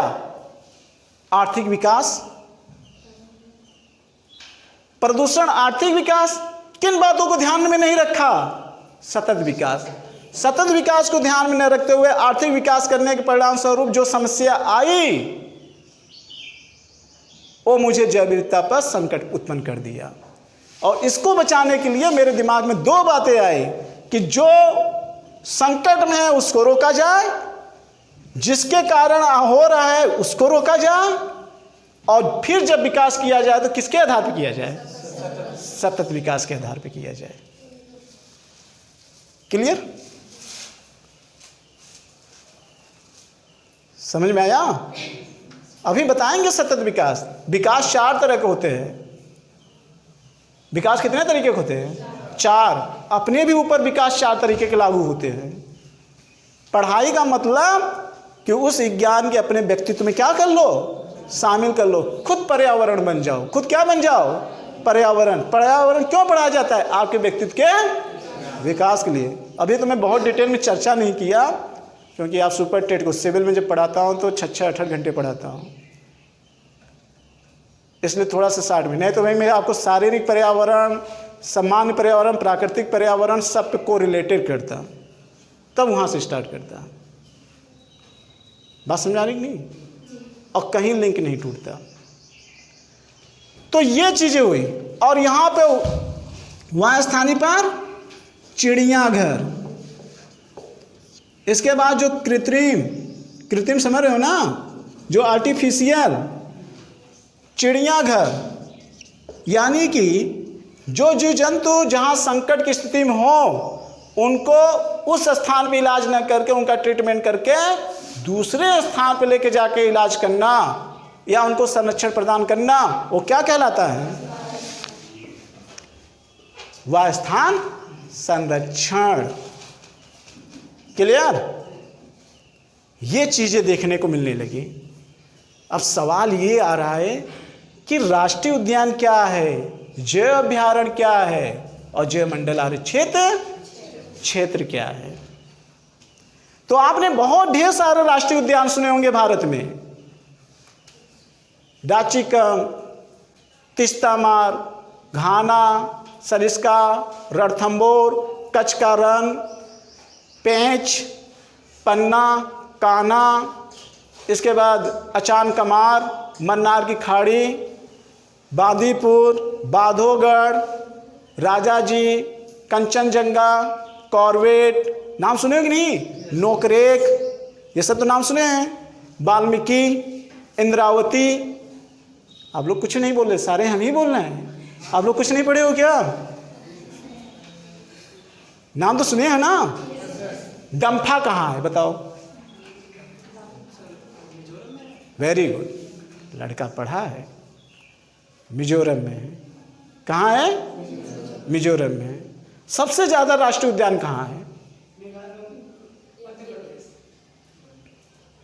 अगर राज्यों की बात करें तो मध्य प्रदेश। केंद्र शासित राज्यों की बात करेंगे तो अंडमान निकोबार। क्लियर? बात समझ आ रही नहीं? ढेर सारे ऐसे राष्ट्रीय उद्यान हैं और आपको पढ़ना पड़ेगा। आपको क्या करना पड़ेगा? पढ़ना पड़ेगा। उत्तर प्रदेश में कौन कौन से हैं? उत्तर प्रदेश में दुधवा, पीलीभीत, और एक कौन है? एक दुधवा, एक चंद्रप्रभा। चंद्रप्रभा। सबसे प्राचीन कौन है? मतलब सबसे पहले जिम कॉर्बेट। और जैव मंडल आरक्षित क्षेत्र सबसे पहले कौन बनाया गया? नीलगिरी। अब तो वन लाइनियरों में भी नहीं तेज हैं। वन लाइनियर भी मजबूत करिए। तथ्यात्मक चीज तो याद होना चाहिए। कॉन्सेप्ट नहीं मजबूत होगा, हम जान रहे हैं, लेकिन वन लाइनियर तो मजबूत करिए। क्लियर, समझ में आ रहा है कि नहीं? राष्ट्रीय उद्यान, जैव अभयारण्य और जैव मंडल आरक्षित क्षेत्र। जैव मंडल आरक्षित क्षेत्र के अंतर्गत जैव अभयारण्य भी आ जाएगा और राष्ट्रीय उद्यान भी आता है। राष्ट्रीय उद्यान का मतलब जहां जैव विविधता संरक्षण प्रदान किया जाता है, उसका एक सीमा निर्धारित किया जाता है और उस पर पूरे सरकार का नियंत्रण होता है और किसी भी प्रकार की मानव गतिविधियां नहीं होती है। इसको राष्ट्रीय उद्यान कहा जाता है।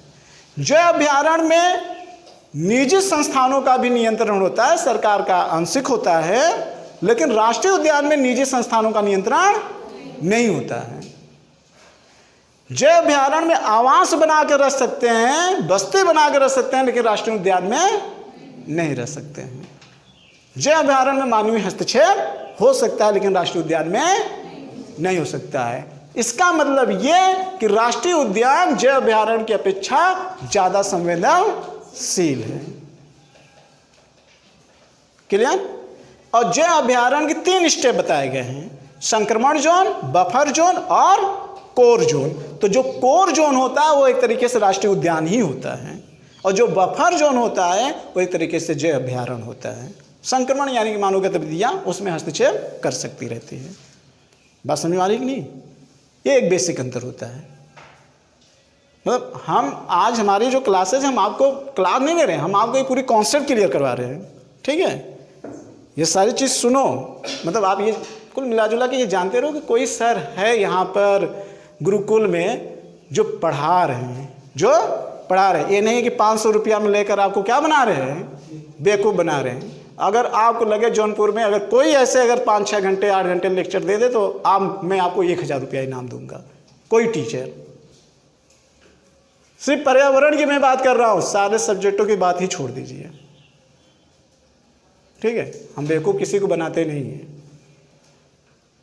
और दूसरी चीज, मैं आपसे एक वादा ये भी कहता हूं कि जो भी समस्या आपकी हो जीएस में लेकर, आप नीचे बैठे रहते हैं, वहां पे शांतिपूर्वक आकर लेकर आप अपनी समस्याओं को क्या करो, पूछो। ठीक, कॉन्सेप्ट सहित बताएंगे। बिना कॉन्सेप्ट के रटा गया तथ्य बहुत देर तक दिमाग में नहीं टिका रहता है, और टिक भी गया तो दोबारा जब पढ़ोगे ना, मतलब टीका तो रटोगे तो टिकेगा जरूर, लेकिन अगर भूल गया तो जब दोबारा पढ़ने जाएंगे ना, बड़ा बोरियत महसूस होगा, बोझ होगा। लेकिन अगर कॉन्सेप्ट से पढ़ो रहेंगे तो फिर पढ़ने में आनंद रहेगा, और वो आपको बेचैन करता रहेगा। भूला तो आपको वो बेचैन करता रहेगा कि हम चले देख लें। उसको कहा जाता है कॉन्सेप्ट। जो आपसे भूल जाने के बाद आपको अपने तरफ फिर भी आकर्षित करे, उसे कहा जाता है कॉन्सेप्ट। समझ में आया? पढ़ाई का मतलब व्यक्तित्व होना चाहिए। आगे बढ़ें। ठीक, आपसे ज़्यादा मुझे गर्मी लग रही है, पसीना से पूरा भीग गया हूँ मैं। ठीक है, अब देखते हैं। ये कहलाता है राष्ट्रीय उद्यान, जैव अभयारण्य, चिड़ियाघर के बारे में मैंने बताया। ठीक, और जितने राष्ट्रीय उद्यान थे लगभग आप समझ ही गए। भी बताया मैं, बिहार में भी बताया, कुछ एमपी में बताया, कुछ गुजरात में बताया, कुछ राजस्थान में बताया, कुछ कर्नाटक में भी मैंने बताया। ठीक है, मणिपुर में आप जानते हैं लोकटक, वहाँ पर है ही है। मेघालय में नोकरेक है ही है। अभी मिजोरम तो बताए हैं। ठीक है, एंटांकी भी है त्रिपुरा में। तो ये सारी चीज़ें आपने देखा। छत्तीसगढ़ में अभी मैंने बताया, अचान कमार और इंद्रावती, उसमें मैंने आपको बताया ही बताया। क्लियर? इसके बाद उड़ीसा में कई हैं, सिमलीपाल हैं, उसके बाद भीतर कनिका है, ये सारे हैं। सब पढ़ लेना, सब क्या करना, पढ़ ले, मतलब अपने से पढ़िएगा कॉन्सेप्ट के। बाकी अजय सर आपको पूरा पढ़ाएंगे। ठीक है, बस मेरा ये है कि लिंक को क्या करना, जोड़ना और एक पर्यावरण की समझ विकसित करना। बाकी वो सारे तथ्य आपको बताएंगे। हमने कहा कि मैं सिर्फ कॉन्सेप्ट। अब देखना 3 चीज पर्यावरण को संरक्षण करने के लिए कि प्रदूषण मुझे कम करना है, इसके लिए मुझे परंपरागत ऊर्जा पर रोक लगाना है। समस्याएं मैंने बताया हम रोक लगा नहीं सकते क्योंकि हमारी भी क्या है, अपनी मजबूरी है। इसलिए वैश्विक सम्मेलन बार बार होने के बाद भी एकजुट नहीं हो पा रहे हैं। दूसरा ये है कि जो भी प्रजातियां, जीव जंतु जो भी संकट की स्थिति में जा रहे हैं, उनको क्या करना है, आपको संरक्षण करना है। इसके लिए संकट की स्थिति में IUCN ये डाटा जारी करता है, जिसकी स्थापना 1948 में हुआ था, और ये आंकड़ा उन्होंने लाया, ये श्रेणी उन्होंने लाया था 1963 में लाया था। ठीक है, ये आधार किया था उन्होंने। और दूसरी चीज़ ये, जैव विविधता कहाँ पे संकट की स्थिति होती है, तो एक इलाका होता है, घोषित कर दिया जाता है, जिसे आप क्या कहते हैं, हॉट स्पॉट। और पूरे विश्व में 36 हॉट स्पॉट हैं, और भारत में कुल कितने हॉट स्पॉट है, 4 हॉट स्पॉट हैं। और हॉट स्पॉट का मतलब ये होता है कि वह इलाका, वह क्षेत्र जहाँ जीव जंतु की संकट की स्थिति उत्पन्न हो रही है, उस प्रजातियों पर पर्यावरण का खतरा है, ऐसे क्षेत्रों पर विशेष रूप से मुझे क्या देना चाहिए, ध्यान देना चाहिए। और हॉट स्पॉट कहाँ पाया जाता है, हॉट स्पॉट वो क्षेत्र होता है जहाँ जीवों की जैव विविधता क्या होती है, अधिक होती है। जैसे भारत में अगर हम बात कर लें 4 हॉट स्पॉट में, तो एक बात करते हैं पूर्वी हिमालय, ये भारत का हॉट स्पॉट क्षेत्र है। इसके बाद अगर हम बात कर लें तो पश्चिमी घाट, ये पश्चिमी घाट भारत का क्या है, हॉट स्पॉट है। इसके बाद अंडमान निकोबार, ये हॉट स्पॉट है। इसके बाद इंडो बर्मा, ये भारत का क्या है, हॉट स्पॉट है। तो भारत में कुल मिलाकर के कितने हैं, 4 हॉट स्पॉट हैं। क्लियर, बात समझ में आई, समझ आई। और हॉट स्पॉट वहां पाए जाते हैं जहां जीवों की जैव विविधता ज्यादा है। और जैव विविधता कहां अधिक पाए जाएंगे, कहां पे अधिक पाए जाएंगे, जहां पे वर्षा, और जहां पे वर्षा अधिक नहीं होगी वहां पे कम पाए जाएंगे। जैसे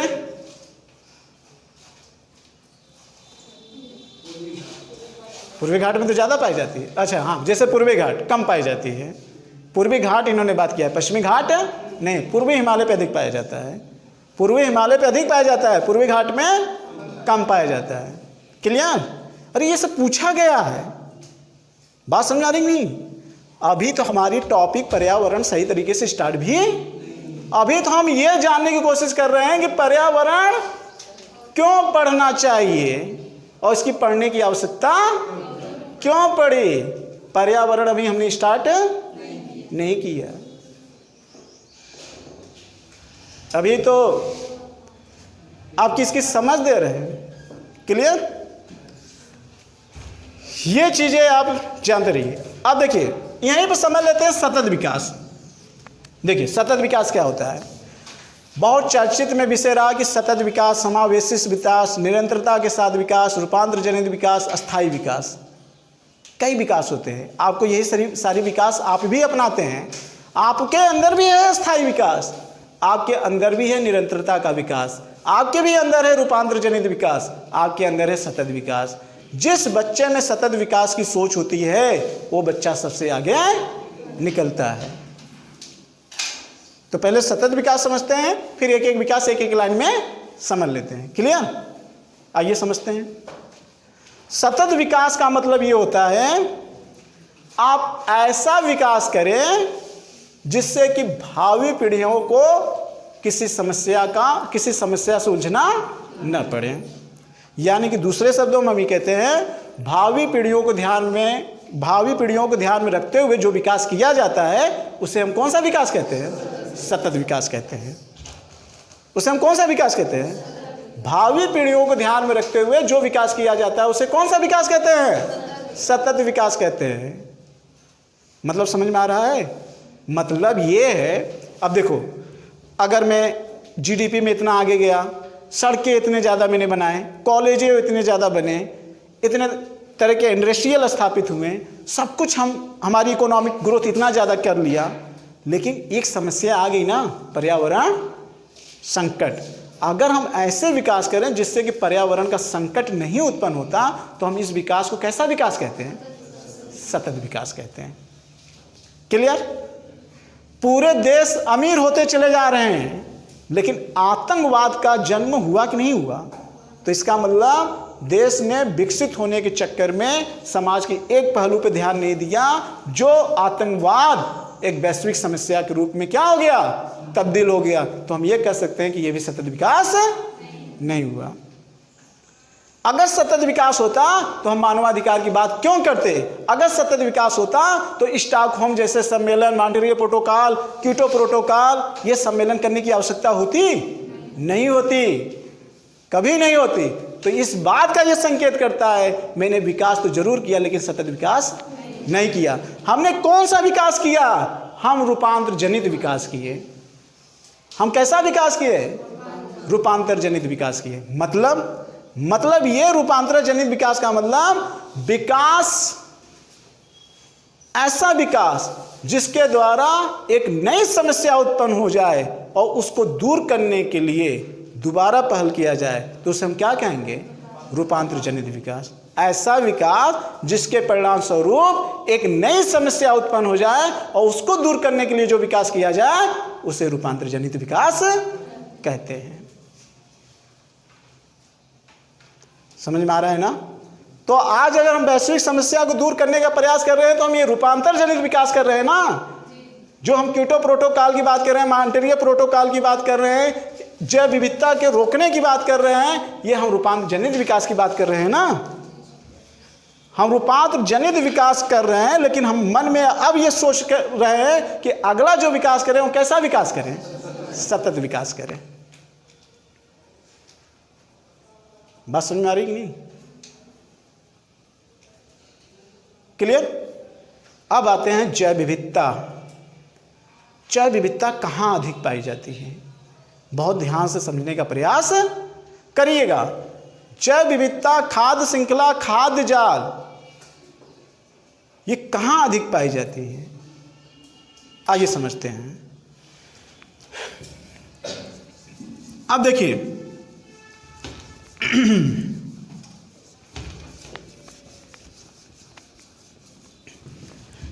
एक बार आप लोग लेक्चर जरूर सुन लीजिएगा, इसीलिए YouTube पे मैं लोड कर देता हूँ अक्सर वीडियो।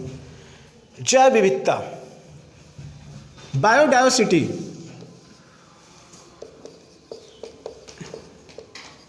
शब्द इसको रोजेन ने दिया था, इसका पिता लेकिन कौन कहलाता है? विल्सन कहलाते हैं। क्लियर?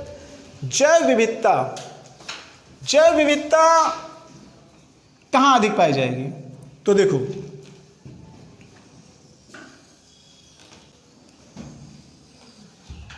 ठीक है, पृथ्वी पूरी तरीके से गोल नहीं है, जेड शेप है, न तो पूरी तरीके से अंडाकार है। गोल और अंडा के बीच का जो शेप बनेगा वही जेड शेप हो जाता है, मतलब बीच में कहीं चपटी वगैरह रहती है। ठीक है, खैर वो मुद्दा नहीं है मेरा। अब देखो, ये 0 अक्षांश की क्या है? रेखा है। ये 23.5 अक्षांश इधर, 23.5 अक्षांश इधर और 23.5 अक्षांश इधर। इसके बाद 66, हाँ 66.5, आप लोग पढ़े तो हो।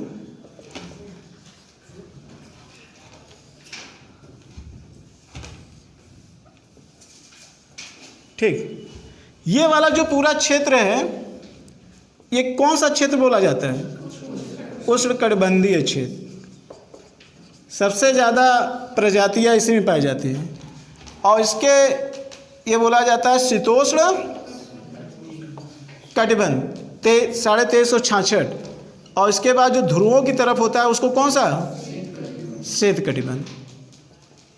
जो नीचे का आलम है वही ऊपर का भी आलम है। क्लियर? कभी मौका मिलेगा तो जियोग्राफी पे ढेर सारे क्वेश्चन बनेंगे। बस ऊपर का मतलब ये नहीं कि सेम वैसे ही है। दक्षिणी गोलार्ध में जल बहुत ज़्यादा पाया जाता है, ठीक है, 81% जल पाया जाता है, और ऊपर वाले में क्या है? स्थल ज़्यादा पाया जाता है। क्लियर? अब वो अलग चीज़ है। मैं आपको जैव विविधता पढ़ा रहा हूँ। जैव विविधता के बारे में एक चीज़ ध्यान रखना, थोड़ा सा समझना, या मैं ये कहूँ जैव विविधता, जैव भार, कई शब्द एक साथ लेते हैं तब आपको और अच्छे से समझ में आएगा। जैव विविधता अगर आप समझ गए तो मैं ये समझता हूँ कि आप जैव भार भी समझ जाइए। जैव भार अगर मैं ये समझता हूँ तो आप ये समझ जाइए कि ऊर्जा व पोषण स्तर एक साथ, पिरामिड, पारिस्थितिकी तंत्र, सबका यहीं पर मैं आपको थोड़ा सा यहाँ पे क्लियर करूँगा। और एक है खाद्य श्रृंखला, और एक शब्द है, सब एक दूसरे से रिलेटेड हैं, ध्यान देना। ये पहले मैं पढ़ा हूँ, उसके बाद मैं मंथन किया हूँ, फिर उसके बाद सारी चीज़ों को क्या किया हूँ, जोड़ा हूँ, तब जाके ऐसे पढ़ा रहा हूँ ना, नहीं तो ऐसे कैसे कोई पढ़ा पाएगा। अब देखना, जैव विविधता, जैव भार, ऊर्जा, पोषण, खाद्य जाल और खाद्य श्रृंखला। और हम 3 शब्द और लेते हैं। निम्न अक्षांश से उच्च अक्षांश पर जाने पर,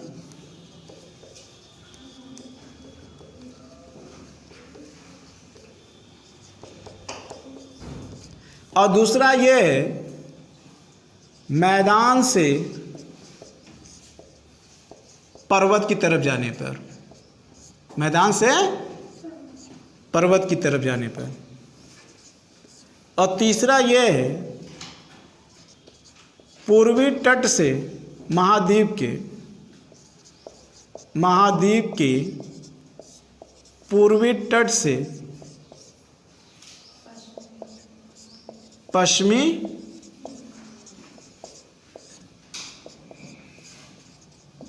तट की तरफ पर जाने पर। ये 3 शब्द का संबंध इन सभी से भी है, इन सभी से है।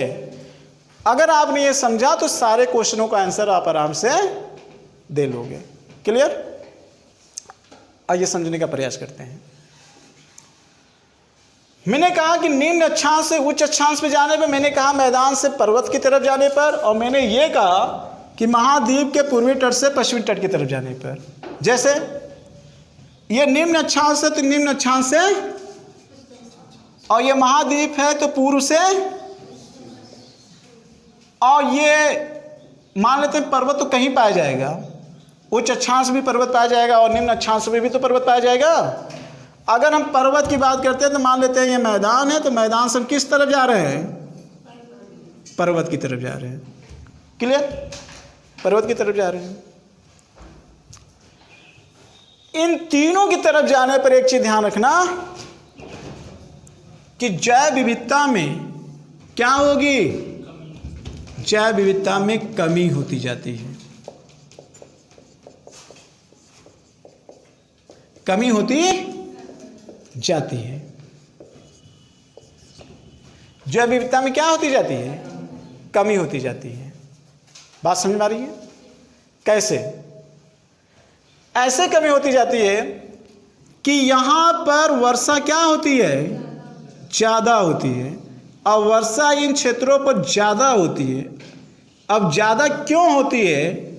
तो आपको पता है कि अगर ये सूर्य है और ये आपका पृथ्वी है और ये इसके तरफ चक्कर लगा रही है, तो हमेशा ये चीज़ ध्यान रखना कि सूर्य की रोशनी जो है ना, ये इसके और इसके बीच में ही रहती है, इधर तिरछी जाती है। यानी कि यहाँ तक सूर्य की किरणें क्या है? लंबवत पड़ती है। कैसी पड़ती है? लंबवत। विषुवत रेखा पर 12 महीने लंबवत पड़ती हैं, मकर रेखा पर 6 महीने और कर्क रेखा पर 6 महीने। मतलब उत्तरी गोलार्ध में 6 महीने गर्मी रहती है, दक्षिणी गोलार्ध में 6 महीने गर्मी रहती है, और विषुवत रेखा पर 12 महीने गर्मी रहती है। क्लियर? इसका मतलब अच्छा, सूर्य की किरणें इतने ही बीच में लंबवत क्यों पड़ती है? तो उसके पीछे कारण है कि 23.5 अक्षांश पर पृथ्वी क्या है? उत्तरी गोलार्ध में झुकी हुई है। अगर पृथ्वी पूरी तरीके से गोल होती तो सूर्य की किरणें जहां पड़ती वहीं पड़ती, अन्य जगह नहीं पड़ती। ठीक है? ज्यादा ओवर हो जाएगा। तो इसलिए थोड़ा सा जानना कि सूर्य की किरणें यहां पे क्या होगी? लंबवत पड़ती है। तो ये वाला इलाका जो जल रहता है, वहां हीट होता है, वहां पे क्या होगा? वाष्पन होगा। सूर्य की किरणें लंबवत इतने बीच में पड़ेगी तो वाष्पीकरण ज़्यादा होगा। वाष्पीकरण ज़्यादा होगा तो बादल अधिक बनेंगे, और बादल अधिक बनेंगे तो फिर क्या होगा? वर्षा होगा। यही कारण है कि ये वाला पूरा इलाका चक्रवातीय क्षेत्र रहता है। कौन सा? चक्रवातीय क्षेत्र सबसे अधिक कहाँ पाया जाता है? इस वाले क्षेत्र में पाया जाता है। क्लियर? चक्रवाती क्षेत्र सबसे ज़्यादा चक्रवात पृथ्वी के किन हिस्सों में आता है? उष्णकटिबंधीय पर तूफान, भयंकर तूफान, गर्दा के साथ मौसमी चक्रवात। बात समझ आ रही नहीं? लेकिन उधर नहीं आता है। गर्दा के साथ, झंझावत के साथ उधर चक्रवात नहीं आता। भयंकर चक्रवात कहाँ आता है?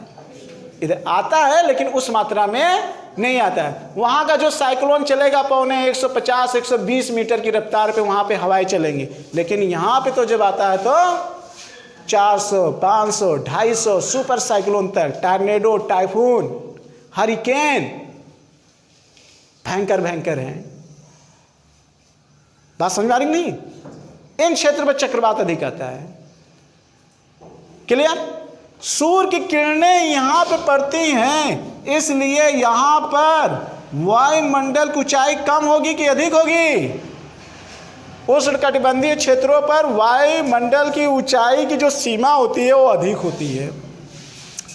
और ध्रुवों की तरफ जाने पर आपने सुना होगा कि क्षोभ मंडल की ऊंचाई 8 से लेकर 18 किलोमीटर तक भी पाई जाती है।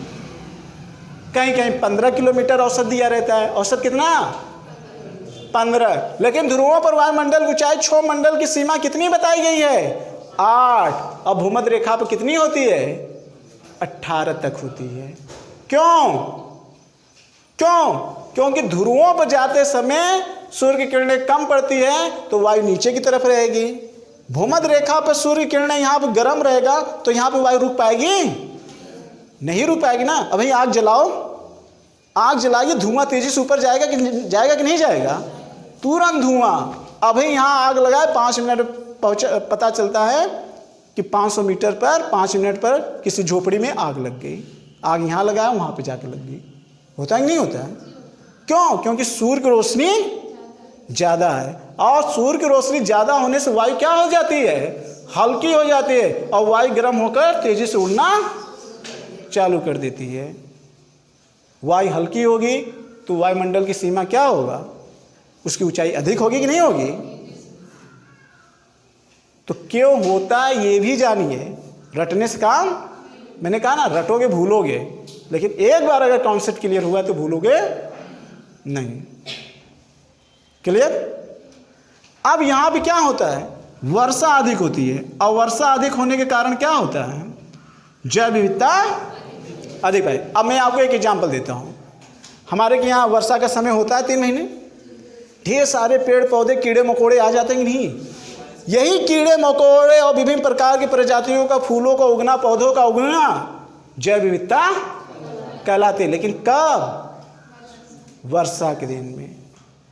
और जो कीड़े मकोड़े होते हैं वो मोटे मोटे, वो पौधे उतने मोटे मोटे ताजे होने लगते हैं। होते हैं कि नहीं होते हैं? सिर्फ 3 महीने की वर्षा में न्यूट्रिशन मिलना चालू हो जाता है।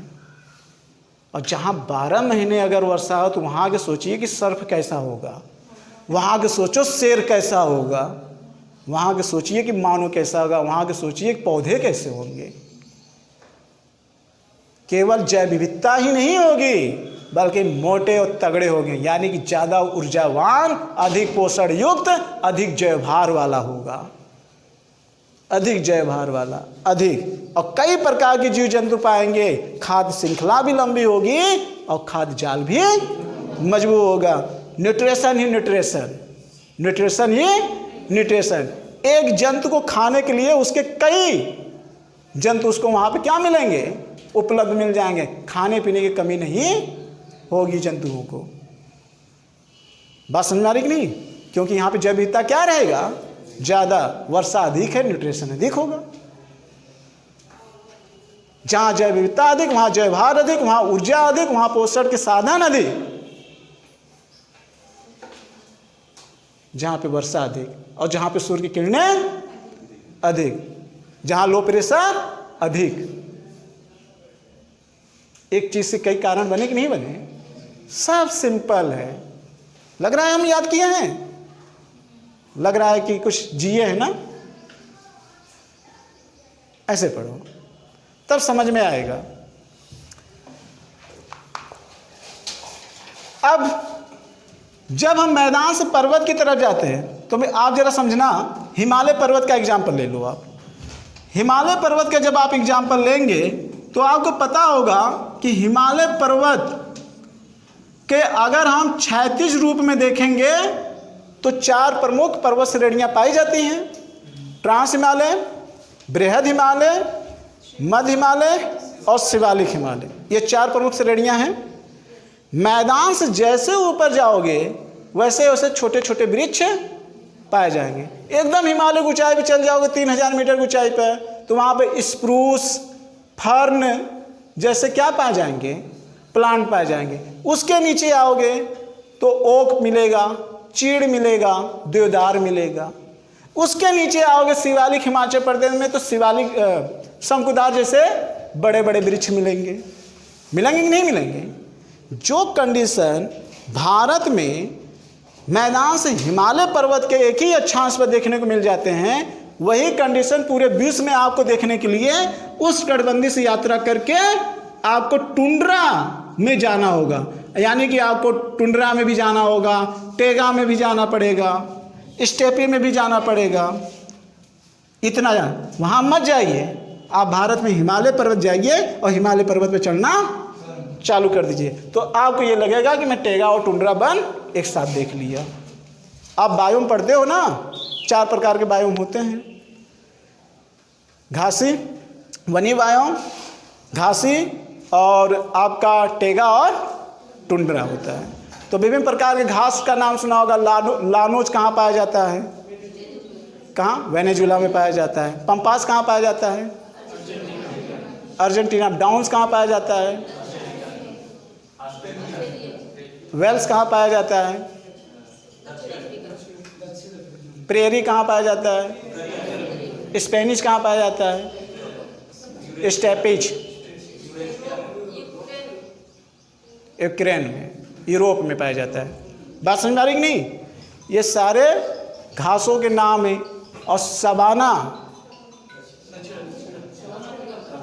अफ्रीका महादेव में, दक्षिण अफ्रीका में तो वेल्स पाया जाता है। तो घास भी कई प्रकार के, ये तो पूछा जाता है कि कौन घास कहाँ पाई जाती है, लेकिन कभी कभी ये भी पूछ देता है कि शीत कटिबंधीय घास कौन है और उपोष्ण कटिबंधीय घास कौन है, और उष्ण कटिबंधीय कौन सी घास है। तो उष्ण कटिबंधीय उपोष्ण कटिबंधीय घास हमेशा भी पूछता रहता है। सेलवास कहाँ पाया जाता है? ब्राजील में ही पाया जाता है। ये सारे घास के नाम हैं और इनका भी अपना क्या है, एक पारिस्थितिकी तंत्र है। बात समझ में आ रही है नहीं? ये ऐसे पढ़ोगे। जब ऊपर की तरफ जाएंगे पौधे छोटे हो जाएंगे तो जैव विविधता भी क्या होगी, कम होती जाएगी। और ऊपर जानते समय क्या होगा, वर्षा कम होती चली जाती है। बात समझ में आ रही कि नहीं? ये सब जानते रहिए। बहुत सारे कॉन्सेप्ट क्लियर है तो ढेर सारे। और ये वो प्रश्न है बिना कॉन्सेप्ट की, अगर आपने कॉन्सेप्ट नहीं सही तरीके से पढ़ाया और सुपर टेट में कॉन्सेप्ट बना के पूछ दिया तो तय है कि प्रश्न गलत होना जरूरी। जिस हिसाब से मैं बता रहा हूँ सब क्या है, कॉन्सेप्ट। ये तो वन लाइनियर है, आपने रट लिया, लेकिन अगर घुमा के पूछा और कॉन्सेप्ट क्लियर नहीं है तो घबरा जाओगे, और कहीं कूट में दे दिया तो और घबरा जाओगे। और कूट वाला प्रश्न वही कर पाएगा जिसका कॉन्सेप्ट क्लियर रहेगा। समझ में आ रहा है ना? इसी तरीके से आप जब यहां से आते हैं तो इधर आते पर वर्षा कम होने लगती है, और जब वर्षा कम होती है तो जैव विविधता भी क्या होती है, कम हो जाती है। और इस तरीके से इन सब में कमी होती चली जाएगी, इन सब में कमी होती चली जाएगी। मेरी बात समझ में आ रही है? ये चीज है। अब जैव विविधता आप समझ लिए तो अब ये चीजें हैं कि आपने सारी चीजों को समझ लिया। अब यहां से हम पढ़ते हैं क्या, पर्यावरण पढ़ने की मुझे आवश्यकता क्यों पड़ी और मुझे क्यों पढ़ना चाहिए। तो यहाँ तक आज मेरा पार्ट 1 हुआ। इसके बाद मेरा पार्ट 2 होगा किसी संडे को।